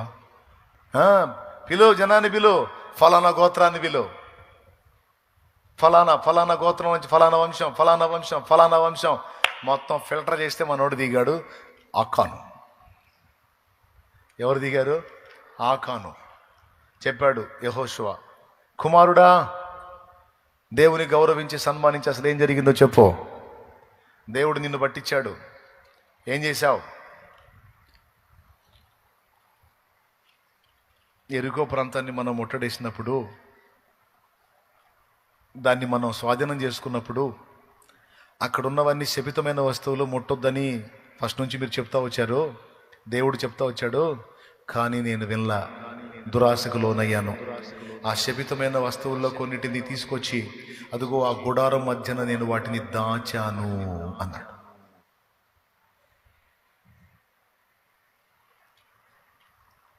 అంటే దేవుని ఆజ్ఞలు మీరారు, దేవుడు చెప్పిన హద్దులు దాటారు. ఏనండి జాగ్రత్తగా. వాగ్దానాలు దేవుని వాగ్దానాలు చదువుకోవటం, వాగ్దానాలు చూసుకోవటం, మురిసిపోవటం కాదు. అసలు నెరవేరుస్తాడు వాటిని. నెరవేరట్లేదు అంటే ఎక్కడో తేడా జరుగుతుంది. ఎక్కడ తేడా జరుగుతుంది? 1 మన అవిశ్వాసం అన్నా అయి ఉండాలి, 2 ప్రార్థనలు ఏమైనా అయి ఉండాలి, 3 పాపములో ఎక్కడో పట్టబడి ఉన్నాం మనం. ఇప్పుడు అర్జెంటుగా చేయాల్సింది ఏంటో తెలుసా? ఇశ్రాయేలు గెలవాలి అంటే, ఇశ్రాయేలుకు దేవుడు ఇచ్చిన వాగ్దానం నెరవేరాలి అంటే ఇశ్రాయేల్లో ఉన్న పాపం పరిహరించబడాలి. అలాగే నీలో నాలో జరుగుతున్న పాపాలు కూడా తీసివేయబడాలి, కడిగివేయబడాలి. మారు మనసు పొంది బాప్తిస్మం పొంది కడిగి వేసుకోవచ్చు. మారు మనసు పొంది బాప్తిస్మం పొంది కూడా మళ్ళీ గడ్డి తినే చేష్టాలు చేస్తుంటే, పచ్చిగా చెప్తున్నాయో అనుకోవద్దు, పచ్చిగా చెప్తున్నా. మారు మనసు పొంది బాప్తిస్మం పొంది బలలో చేస్తా కూడా గడ్డి తినే చేష్టాల్లో కంటిన్యూ అవుతుంటే దేవుడు చెప్తున్న మాట ఏంటంటే, ముందు ఆ గడ్డి తింట మానేయి, ఆ పాపాన్ని విసర్జించు. నీ గుడారములో నుండి ఆ పాపమును తొలగించు. నీ దేహం అనే గుడారంలోంచి ఆ పాపమును తొలగించు. నీ కుటుంబం అనే గుడారంలోంచి ఆ పాపమును తొలగించి నీతిమంతుని గుడారము వలె నీ గుడారాన్ని పరిశుద్ధపరచుకో. అప్పుడు నీకు జయమిస్తాను నేను. అప్పుడు నీ ఎదుట ఎవడు నిలవకుండా అందరి మీద నువ్వు నిలిచేటట్టు, నువ్వు గెలిచేటట్టు నేను నిన్ను స్థాపిస్తా. వాస్తవంగా నిన్ను అలా చేయాలన్నది నా ఆశ, నిన్ను ఆ స్థితిలో చూడాలన్నది నా ఆశ. దేశం యొక్క ఉన్నత స్థలముల మీదకి నేను ఎక్కించాలన్నది నా ఆకాంక్ష. తలగా నిన్ను నియమించాలన్నది నా కోరికే. ఎందుకంటే నువ్వు నా బిడ్డవి, నిన్ను నా రక్తం ఇచ్చి కొనుక్కున్నాను. తలగా ఉంచాలని ఆశించాను, తోకలాగా తయారయ్యావు. కారణం ఏంటో తెలుసా? పాపం. నేను అసహించుకునే పాపం. దాన్ని బట్టి నేను నిన్ను బ్లెస్ చేయలేను. నువ్వు అర్జెంటుగా ముందు దాన్ని తొలగించుకోవాలి. ఎంతమందికి స్పష్టంగా అర్థమైంది? ఎవరెవరు ఎక్కడెక్కడ గడ్డి తింటున్నారో మీకు తెలుసు, నా బతుకు నాకు తెలుసు, మీ బతుకులు మీకు తెలుసు. మీరైనా నేనైనా నేనేం పాస్టర్ అనే స్పెషల్ ఏం లేదు, మీరేం విశ్వాసులనే స్పెషల్ ఏం లేదు. మీరైనా నేనైనా గడ్డి తినే చేష్టాలు మానుకుంటే తలకాయలాగా తయారవుతాం, లేకపోతే తోక బతుకులు బతకాల్సి వచ్చింది. దేవుడు తన వాగ్దానాలు తప్పిపోయేవాడు కాదు, వాగ్దానాలు నెరవేరుస్తాడు ఆయన. కానీ ఎందుకు నెరవేరట్లేదు? పాపం. దేవుడు చెప్పాడు, నా మాటలు మీ యందు నిలిచిన ఎడల నేను మీ యందును, మీరు నా యందును, నా మాటలు మీ యందును నిలిచిన ఎడల మీకు ఏది ఇష్టం అడగండి, చేయకపోతే అప్పుడు అన్న. మరి ఇంత మాట అన్న దేవుడు ఎందుకు నెరవేర్చట్లేదంటే ఆయన దుఃఖపెడుతున్నటువంటివి మన ద్వారా జరుగుతున్నాయి. వాటిని దిద్దుకొని చూడు. చెప్పు దేవుని ముందు, సరి చేసుకున్న ప్రభువా, మారు మనసు పొందా, ఇక దాని జోలికి పోను, ఆ దరిద్రపు దాని జోలికి పోను, ఆ పనికి మాలిన దాని జోలికి పోను, ఆ పాపిష్టి దాని జోలికి పోను, నాకు కృపనివ్వు. నా గుడారము నుండి అపవిత్రతను తొలగించుకున్నా, నా గుడారము నుండి, నా ఇంట్లో నుండి తొలగించుకున్నా, నా దేహముల నుండి కూడా తొలగించుకున్నా, నేను పరిశుద్ధపరచుకున్న నీ రక్తములో నన్ను కనికరించి నా ఎడల నీ కార్యాలు మొదలుపెట్టు అని దేవుని ముందు కూర్చో. నువ్వు నా దేవుని బలమైన బాహువుతో నీ కార్యాలు జరిగించకపోతే అప్పుడు అడుగు, అప్పుడు నెరవేరుస్తాడు. అప్పుడు నెరవేరుద్ది. ఎవ్వడు నీ ఎదుట నిలవలేకుండా నేను నిన్ను నడిపిస్తాను. కానీ ఎట్లా సాధ్యమండి? రహస్య పాపాలు జరుగుతూనే ఉన్నాయి కొంతమంది జీవితాల్లో, బహిరంగ పాపాలు జరుగుతూనే ఉన్నాయి కొంతమంది జీవితాలు. దేవుడు అభ్యంతరపడే పాపాల్లో కంటిన్యూ అవుతానే ఉన్నారు కొంతమంది. అందుకే వాగ్దానాలు స్వతంత్రించుకోలేకపోతున్నారు. పాపాన్ని విసర్జించండి. మళ్ళీ చెబుతున్నాను, విసర్జించి చూడండి. నీతిమంతుల గుడారం వలె పరిశుద్ధపరచుకోండి. నీ ఇంటిని ప్రక్షాళన చేయి, నీ ఒంటిని ప్రక్షాళన చేయి, నీ నోటిని ప్రక్షాళన చేయి, నీ కంటిని ప్రక్షాళన చేయి. అపవిత్రమైన వాటిని చుట్టమానై. కొంతమందికి అశ్లీల చిత్రాలు చూసే దురలవాటు ఉంది. రాత్రుల వేళల్లో పర్సనల్గా ఉన్నప్పుడు సెల్ ఫోన్లు ఓపెన్ చేసుకొని అశ్లీలమైన అపవిత్రమైన వాటిని చూసే అలవాటు ఉంది. దేవుడు అభ్యంతర పడతాడు. అపవిత్రమైన వాటిని చుట్టమానై, అసహ్యమైన వాటిని చుట్టమానై. నీ గుడారంలో నుంచి ఆ శాపాన్ని తొలగించు, ఆ పాపాన్ని తొలగించు. నేను నిన్ను ఆశీర్వదించాలనుకుంటున్నాను. శాపగ్రస్తులాగా ఉండొద్దు, శాపగ్రస్తులు చేసే క్రియలు చేయొద్దు. అపవిత్రమైన వాటిని నీ యొద్ద నుండి తొలగించుకో. అది తొలగించబడ్డ తర్వాత మళ్ళా నెక్స్ట్ రౌండ్లో ఇశ్రాయేలుకు జయం వచ్చినట్టు యెహోషువ గ్రంథంలో రాయబడి ఉంది. నీకు ఆశ్చర్యం, అరే నాకంటే చిన్న వాళ్ళు లైన్లో ఉంటున్నారు, నేను ఎందుకు ఇలాగ అయిపోతున్నానంటే ఒకవేళ పాపమై ఉండొచ్చు. చిన్న వాటిని గెలవలేకపోతున్నాను, చిన్న పట్టణాన్ని జయించలేకపోయానని యెహోషువ ఏడ్చినట్టుగా నువ్వు ఏడుస్తుండొచ్చు. కారణం ఏమై ఉంటుందో తెలుసా? ఎందుకు నీకు దేవుడు హెల్ప్ చేయలా? ఎందుకు ఓటమికి అప్పచెప్పాడు? ఎందుకు అవమానానికి అప్పచెప్పాడు? పాపం. ఇది ఎవ్వరికి ఇందులో కేటాయింపు లేదు, మినహాయింపు లేదు. రాజ్యాన్నేలే రాజైనా, దేశాన్నేలే ప్రధానైనా, రాష్ట్రాన్నేలే ముఖ్యమంత్రి అయినా, ఎవరైనా ఇందులో వేరియేషన్ లేదు. అందరూ ఆయన ముందు సమానమే. వాళ్ళు దేవుణ్ణి ఎరిగిన వాళ్ళు అయి ఉంటే వాళ్ళు దిద్దుకోవాల్సిన లెక్కలు దిద్దుకోకుండా పాపాన్ని నిర్భీతిగా నిర్భయంగా చేస్తూ ఏముందులే అనుకుంటే ఆడ కూసోరా పెద్ద మనిషిని కూర్చోబెడతాడు దేవుడు. కూర్చోబెడతాడు, ఎవరినైనా కూర్చోరా పెద్ద మనిషి, నువ్వు ఓడిపోతావు, ఓడిపోయి కూర్చో అని కూర్చోబెడతాడు. గుండెలో దేవుని భయం ఉండాలి. నా దేవుడు ఒప్పుకోడు ఈ పాపాన్ని, నా దేవుడు ఒప్పుకోడు ఈ అసహ్యమైన క్రియల్ని, నా దేవుడు ఒప్పుకోడు ఈ పనికిమాలిన పనుల్ని. నా దేవుడికి నచ్చే పనులు నేను చేస్తాను. నన్ను నిలబెట్టేవాడు, నా తల ఎత్తేవాడు, నాకు సింహాసనం ఇచ్చేవాడు, నాకు కిరీటం ఇచ్చేవాడు నా ప్రభు. నిందల పాలై నిత్య నిబంధన నీతో చేసిన దానియేలుకు, నిందల పాలై నిత్య నిబంధన నీతో చేసిన దానియేలుకు సింహాసన మీర్చినావు, సింహాల నోళ్లను మూసినావు, సింహాసన మీర్చినావు, సింహాల నోళ్లను మూసినావు. సర్వోన్నతుడా నీవే నాకు ఆశ్రయ దుర్గము, సర్వోన్నతుడా నీవే నాకు ఆశ్రయ దుర్గము. దేవా, నా ఉపాధి ఎందుకు దీవించబడట్లేదు ప్రభువా? అని కొంతమంది ఏడుస్తారు, కొంతమంది బాధపడతారు. నా పొలం ఎందుకు పండలేదు, నా వ్యాపారం ఎందుకు అభివృద్ధి కాలేదు, నేను ఉన్నతమైన స్థితికి వెళ్ళాలనుకున్నా ఎందుకు వెళ్ళలేకపోతున్నా, రకరకాలు. దేవుడు అంటాడు, రాజీ పడ్డావు కదా నాన్న పాపంతో, రాజీ పడ్డావు కదమ్మా పాపంతో. రాజీ పడటం అంటే ఏంటో తెలుసా? ఫిక్స్ అయిపోవటం. దాన్ని మానుకోలేను, అది కంటిన్యూ అవుతానే ఉంటుంది, నా వల్ల కాదు అని ఫిక్స్ అయిపోవటం. ఫిక్స్ అయిపోవటం వేరు, పోరాటం వేరు. దేవుడు ఏం ఆశిస్తున్నాడో తెలుసా? పోరాడు, ఎదిరించు, దాన్ని అధిగమించడానికి కష్టపడు, నేను మెచ్చుకుంటా, నీకు హెల్ప్ చేస్తా. అంతేగాని అబ్బో మన వల్ల కాదు, ఆ లింకు తెంచుకోవటం మన వల్ల కాదు, కష్టం అని లింకుని కంటిన్యూ అయితే అక్కడే జావంటాడు దేవుడు. ఆ లింకులోనే జావరా, నీ బతుకు అక్కడే తెల్లారిద్ది అంటాడు. లేదు, నీవు ఆశీర్వదించబడాలా, తలగా ఉండాలా, దేశం యొక్క ఉన్నత స్థలాలకు ఎక్కాలా, అన్ని విధములైన ఆశీర్వాదం స్వతంత్రించుకోవాలి. అట్లయితే దేవుడు చెప్పినట్టు చక్కదిద్దుకో, లింకులు తెంచుకో, క్రమంలోనికి రా. నా తండ్రి నీకు ఇచ్చిన ప్రామిస్ నెరవేర్చకపోతే అప్పుడు అడుగు. ఆమెన్, ఆమెన్, హల్లెలూయా, హల్లెలూయా. అది విషయం. మూడవది పాపం. నాలుగవది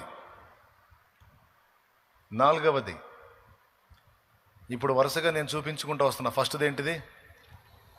వాక్యం చూపించా. రెండవది ప్రార్థన చేయకపోవడం, ప్రార్థన లేమి. మూడవది పాపం. నాలుగవది దేవుని వాగ్దానం నెరవేర్చబడటానికి మనకు ఒకటి కావాలి. ఒకటేమో మనలోంచి పోవాలి, ఒకటి మనకు కావాలి. ఏంటంటే ఓరిమి, ఓర్పు. కొన్ని వెంటనే నెరవేరుస్తాడు, కొన్నిటికి టైం తీసుకుంటాడు. ఎందుకో తెలుసా? నీకు ఇచ్చిన ప్రామిసులు నీ పక్షంగా నెరవేర్చడానికి నా తండ్రి టైం తీసుకుంటాడు. దానికి మీకు ఇందాక నేను చెప్పినటువంటి జీవిత ఉదంతం సాక్ష్యం. యోసేపు లైఫ్ వాగ్దానం ఒక రకంగా ఉంది, బ్రతుకు ఒక రకంగా ఉంది, అవునా? కానీ మీరు గమనించండి, ఏ అన్నలైతే యోసేపుని చంపాలని లేదా అమ్మేసేయాలని, వాడిని తండ్రి దగ్గర లేకుండా, అడ్రస్ లేకుండా చేయాలని కుట్ర పన్నారో, వాళ్ళు చేసిన పని వలననే ఫైనల్గా యోసేపు సింహాసనం ఎక్కాడు. వాళ్ళు ఆ పని చేయకపోతే యోసేపు సింహాసనం ఎక్కేవాడు కాదు. కానీ ఇది వెంటనే జరిగిందా, టైం తీసుకుందా? ఒకసారి మీరు చెప్పండి. సుమారు ఎంత టైం తీసుకుంది? యాకోబు కుమారుడైన యోసేపుకు దేవుడిచ్చినటువంటి స్వప్నం, దాని యొక్క నెరవేర్పుకి సుమారు ఎంత టైం తీసుకుందో తెలుసా? 17 ఏళ్ల ప్రాయములో అతడు అమ్మబడ్డాడు. తర్వాత ఇంచుమించు మళ్ళా 17 ఏళ్ళు దాటిన తర్వాత వీళ్ళు వెళ్ళి మళ్ళా యోసేపుని కలుసుకోవటం జరిగింది. అంటే సుమారు యోసేపుకి 30 ఏళ్ల పైప్రాయం వచ్చిన తర్వాత దేవుడిచ్చిన దర్శనం, స్వప్నం నెరవేరి కరువు టైంలో యోసేపు అక్కడేమో ఐగుప్తుని ఏలేవాడయ్యాడు, అన్నలకేమో ఎడ కరువు వచ్చింది, పోయి పాదాల మీద సాగిలపడ్డారు. సంగతి మనకు తెలిసి ఏం జరిగిందో. యోసేపుని అక్కడ అమ్మేశారు. యోసేపు ఎన్ని మలుపులు తిరిగి సింహాసనం ఎక్కాడో వీళ్ళకి తెలియదు. ఆడు తెచ్చే ఉంటాడు ఈ పాటికి ఎప్పుడు అనుకున్నారు. అంటే బానిసగా అమ్మాం కదా, బానిస చేత వెట్టి పనులు చేపిస్తారు, సరిగా చేయకపోతే చంపేస్తారు. వీడు సుకుమారుడు, వీడు చేయడు పనులు, ఖచ్చితంగా ఈయన ఎప్పుడో చంపేసి ఉంటారు. ఐగుప్తీయులు మామూలు కాదు, దుర్మార్గులు, చంపేసి ఉంటారులే అనుకున్నారు. కరువు వచ్చింది కదరా, ఇక్కడ కరువు వచ్చిందిగా, ఐగుప్తులో ధాన్యం ఉందట, పోయి రూకలు తీసుకొని పోయి ధాన్యం తేండి అన్నాడు యాకోబు కొడుకులతో. పోయారు. ఎవరు మీరు, ఎందుకు వచ్చారు అడిగారు.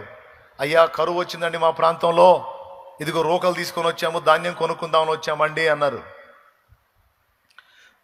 ధాన్యం కొనడానికి వచ్చారా, వేగు చూడటానికి వచ్చారా? మీ మొఖాలు చూస్తుంటే ధాన్యం కొనేవాళ్ళలాగా లేరు, మీరేదో గూఢచారులాగా ఉన్నారు. ఈ మాటలు అంటుంది ఎవరో తెలుసా? వాళ్ళ తమ్ముడే, వాళ్ళు అమ్ముకున్న తమ్ముడే. వాళ్ళకి తెలీదు. వాళ్ళ కళ్ళ ముందు నిలబడి వాళ్ళు అమ్మినప్పుడు 17 ఏళ్ళోడు, ఇప్పుడు 30 ఏళ్ల ప్రాయం దాటినటువంటి వాడు. ఇంకేం గుర్తుపడతారు? మీసాలు గడ్డాలు రానప్పుడు అమ్మారు. మొత్తం వచ్చిన ఐగుప్తు గెటప్లో ఉన్నాడు, అసలు గుర్తుపట్టట్లా. అయ్యా ఏలినవాడా, ఇదిగో నీ దాసులమైన మేము అట్టివారము కాము, మేము గూఢచారులము కాము, మా తండ్రికి మేము 12 మా తండ్రి ఫలానా, మా తండ్రికి మేము 12 ఒకడు లేడు, ఒకడు చిన్నవాడు, 10 మంది మేము వచ్చాము, మొత్తం 11 మంది ఉన్నాము, ఒకడు లేడు. దేనోడు అడిగిపోయాడు ఇప్పుడు చెప్పకూడదు లేదు, అడిగిపోయాడు. అమ్ముకున్నాం. ఏం చెబుతారు అమ్ముకున్నాం అని ఎవరికి చెబుతున్నారు? ఒకడు లేడు అని తమ్ముడికే చెబుతున్నారు. మిమ్మల్ని చూసిన డౌట్ వస్తుంది నాకు. లేదు మీరు చెప్పేది నిజం కాదు, నిజము ఏలినవాడా నిజం, మా మాట నమ్మండి. మొత్తం సాగిలు పడ్డారు. అప్పుడు ఏమైంది? వాగ్దానం నెరవేరింది, స్వప్నం నెరవేరింది, చూపించిన దేవుడు నెరవేర్చాడు. హల్లెలూయా, హల్లెలూయా. వాగ్దానం చేసిన వాడు నమ్మదగిన వాడు. కొంచెం టైం తీసుకుంది అంతే. నిన్ను బాధ పెట్టేవాళ్ళు కొంచెం లైన్లో ఉండొచ్చు. ఇప్పుడు నీకు కూడా టైం వస్తుంది, ఇస్తాడు. వాగ్దానం చేశాడు కదా, అన్ని లెక్కల్లో బ్యాలెన్స్ అయ్యావు కదా, సాగిపోతున్నావు కదా, ఆయనకి వెళ్ళి చూసుకుంటా.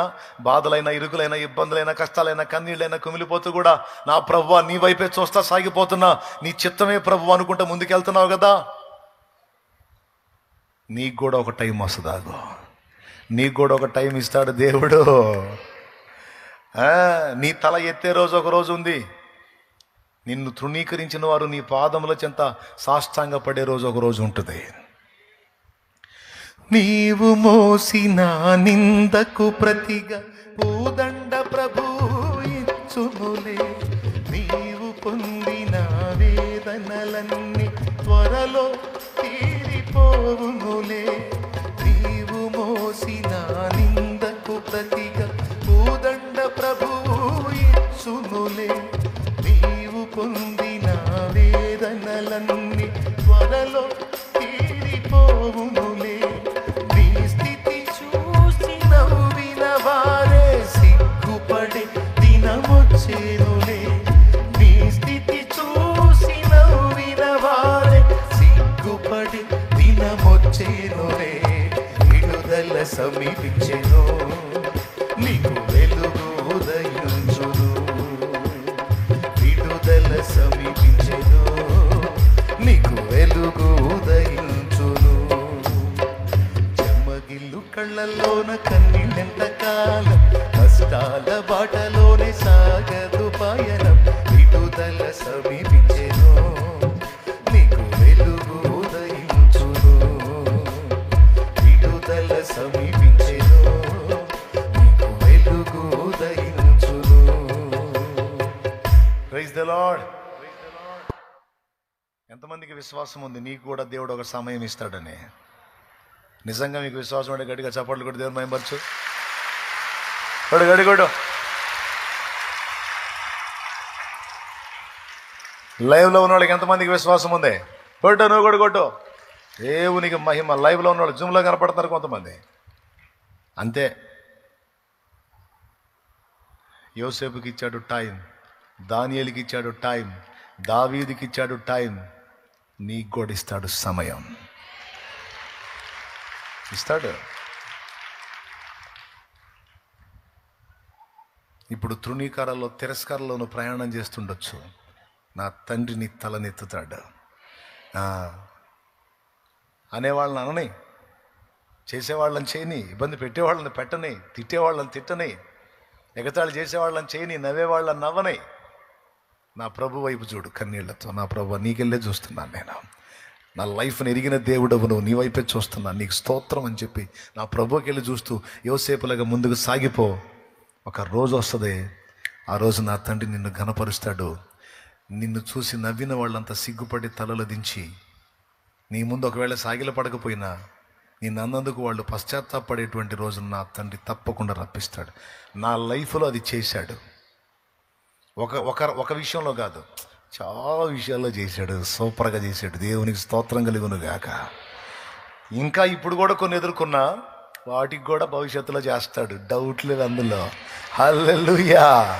ఇప్పటికి ఈ స్థితిలో కూడా కొన్ని అవమానాలు ఎదుర్కొన్నా నా దేవుడు వాటిని చూస్తున్నాడు.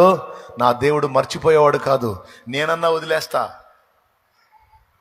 నిన్నన్న మాటలు నువ్వన్నా వదిలేస్తావు, ఆయన వదిలేడు, పట్టించుకొని కూర్చుంటాడు. అనండి మీ సంగతి చెబుతానని. నువ్వు దులిపేసుకుంటావు, నువ్వు వదిలేస్తావు, మోషే వదిలేసినట్టు వదిలేస్తావు, కానీ దేవుడు వదిలేడు. అహరోను మీరియం తాట తీసినట్టు తీస్తాడు ఒక్కొక్కడు. దాగు. దేవునికి స్తోత్రం కలుగును గాక.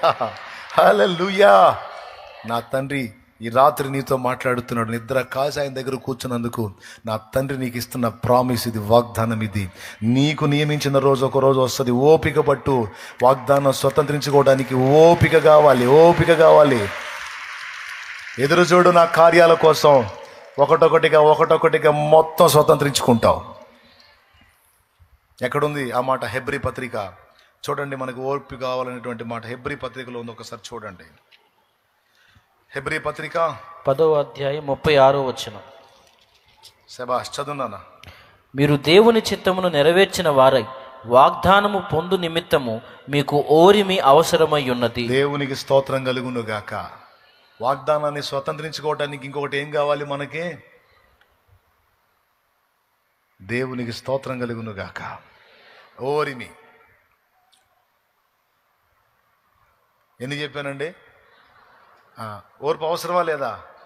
మనం హడావిడి పడి వస్త్రములు చించుకుంటే జరగదు. చూడాలా ఆయన వైపు నిదానించి. నేను అలా దుఃఖపడ్డ రోజులు చాలా ఉన్నాయి. నా చెవులారా నేను తృణీకరించబడ్డ మాటలు విని ఏడ్చుకున్న రోజులు ఉన్నాయి.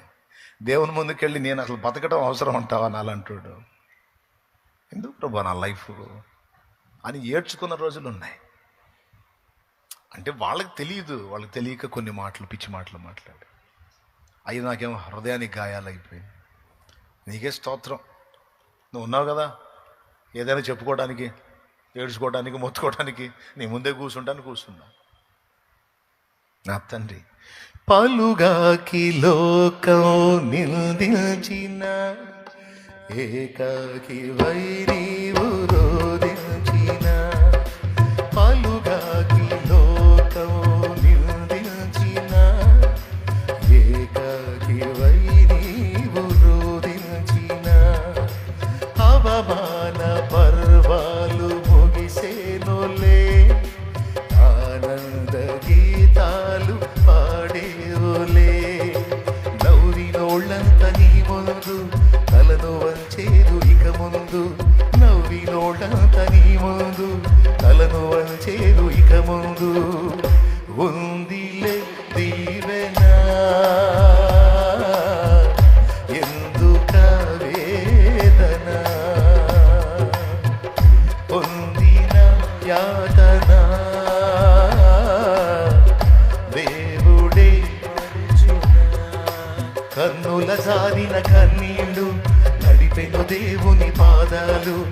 ఇప్పటి నుండి నీ కళ్ళు చూచును దేవుని కార్యాలు. నీ కన్నుల జారిన కన్నీళ్ళు నడిపెను దేవుని పాదాలు. ఇప్పటి నుండి నీ కళ్ళు చూచును దేవుని కార్యాలు. ఉందిలే దీవెనా ఎందుక వేదన, పొందిన యాతన దేవుడే పరచునా. ఎంతమందికి విశ్వాసం ఉంది? నిజంగా నమ్ముతున్నారా? రైట్. తప్పకుండా చూస్తారు నా దేవుని కార్యాన్ని. లాస్ట్ మాట చెప్పి ముగిస్తా, ఇక ఫైనల్. లేకపోతే ఇంక అదే ఈసారి ఇప్పుడు అని చెప్పేదా? పెద్ద విషయం కాదు, ఈజీగానే అర్థమైంది మీకు. అందుకే బైబిల్ మూసేసి మరీ చెబుతున్నాను నేను. అదేంటో తెలుసా? వాగ్దానాన్ని స్వతంత్రించుకోలేకపోవడానికి మరో కారణం ఏంటంటే ప్రయత్నం చేయకపోవటం. సింపుల్.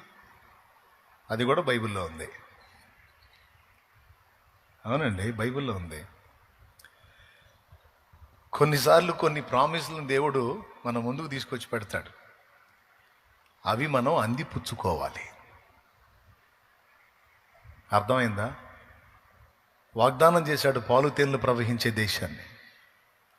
వాళ్ళు ఐగుప్తులోనే కూర్చుంటే ఎట్ట పొందుతారు? ప్రయాణం సాగించాలి అక్కడి దాకా. అంతేకాదు ఆ స్థలములో పోరాడాలి. ఇది మా తండ్రి నాకు ఇచ్చినటువంటి ప్రామిస్, నేను దీన్ని స్వతంత్రించుకుంటాను అని దేవుని వాగ్దానాన్ని స్వతంత్రించుకోవటానికి ప్రయత్నం చేయాలి, పోరాడాలి, సాధించాలి. ఇది కూడా ఒక కీలకమైన విషయం అని మీలో చాలామందికి తెలియదు. కానీ నేను చెప్పేది నా మాట కాదు, దేవుని వాక్య సత్యం. అయిదే ఇంకా చెప్పను, అయిపోయింది. మీ సరికి అంతవరకని నాకు తెలుసు. దేవునికి స్తోత్రం, హల్లెలూయా. మీరు చెప్పమన్నా చెప్పను. ఏమండి? సాగిపో అంటాడు, మొదలుపెట్టు అంటాడు, చెయ్యి అంటాడు. ప్రయత్నం చేయకుండా కూర్చోకూడదు, చెయ్యాలి. దానికి రుజువు చెప్తా. యేసు ప్రభు అన్నాడు, అందరూ బాగేనండి, నిద్రపోయే వాళ్ళు కూడా లేచానండి, నాకు తెలిసి ఇక్కడ నా కనుచూపు మేరలో ఎవరు కళ్ళు మూయట్లా, ఇంకెక్కడన్నా దూరంలో ఎవరన్నా నిద్రపోతుంటే లెగుస్తారని చెబుతున్నాను నేను ఆ మాట. ఈ ఒక్క మాట వినండి. ఆకాశ పక్షులను చూడుడి, అవి విత్తవు, కోయవు, కొట్లలో కూర్చుకొనవు, వాటికి గరిసె లేదు, ఆయనను మీ పరలోకపు తండ్రి నిత్యము వాటిని పోషించుతున్నాడు. ఉందా లేదా? దేవునికి స్తోత్రం, హల్లెలూయా. ఓకేనా? ఎట్లా పోషిస్తున్నాడు? దీన్ని బట్టి మనకు అర్థమయ్యేది ఏంటంటే, మనమేం జుట్టు పీక్కోవాల్సిన అవసరం లేదు, దేవుడే మనల్ని పోషించుకుంటాడు అనిపిస్తుంది. ఆకాశ పక్షులను అంతే పోషిస్తున్నాడు కదా. అవి విత్తవు, కొయ్యవు, కొట్లలో కూర్చుకొనవు, వాటికి గరిసె లేదు, వాటికి గాదె లేదు దాచిపెట్టుకోవడానికి, కానీ వాటిని పోషిస్తున్నాడు కదా. అంటే కొంతమంది దీన్ని ఎలా అర్థం చేసుకున్నారంటే, నేను కూడా ఆకాశ పక్షి కంటే శ్రేష్ఠుడిని, నిశ్చయంగా శ్రేష్టమైన దాన్ని, నన్ను కూడా దేవుడు అంతే పోషిస్తాడు. కానీ ఒక చిన్న లాజిక్ మిస్ అవుతారు చాలామంది. ఏంటో తెలుసా? ఆకాశ పక్షులు విత్తవు, కోయవు, కొట్లలో కూర్చుకొనవు నిజమే, కానీ దేవుడు ఎక్కడ సిద్ధపరిచాడోనో ఆహారాన్ని పోయి వెతుక్కుంటాయి. అంతేగాని గూట్లో కూర్చొని గింజలై ప్రభా, గింజలై తండ్రి, తండ్రి నువ్వే చెప్పావుగా అయినాయనా అనవు. నోరు మూసుకొని పోయి వెతుకు, ఫలానా దగ్గర దాచిపెట్టే నీకు ఫుడ్ అంటాడు. అందుకే పొద్దున్నే లేచి కృతజ్ఞతాస్తుతులు చెల్లించి స్తోత్రం తండ్రి అని బయలుదేరుతాయి. ఏమన్నా తెలుసా? నా తండ్రి నాకు ఈ పూటకి, నాకు నా పిల్లలకి ఎక్కడ పెట్టాడో ఆహారం అని వెతుకుతాయి, ప్రయత్నిస్తాయి, ప్రయాసపడతాయి, పోరాడతాయి, సొంతం చేసుకొని సాయంత్రానికి కడుపు నింపుకొని. వెతికిన పక్షిగా, వెతకని పక్షిగా? పెద్దగా చెప్పండి. పోరాడిన పక్షిక, గూట్లో కూర్చున్న పక్షిక? గూట్లో కూర్చుంటే కడుపు మాటం ఖాయం, ప్రయత్నించి పోరాడితే కార్యం జరగటం ఖాయం.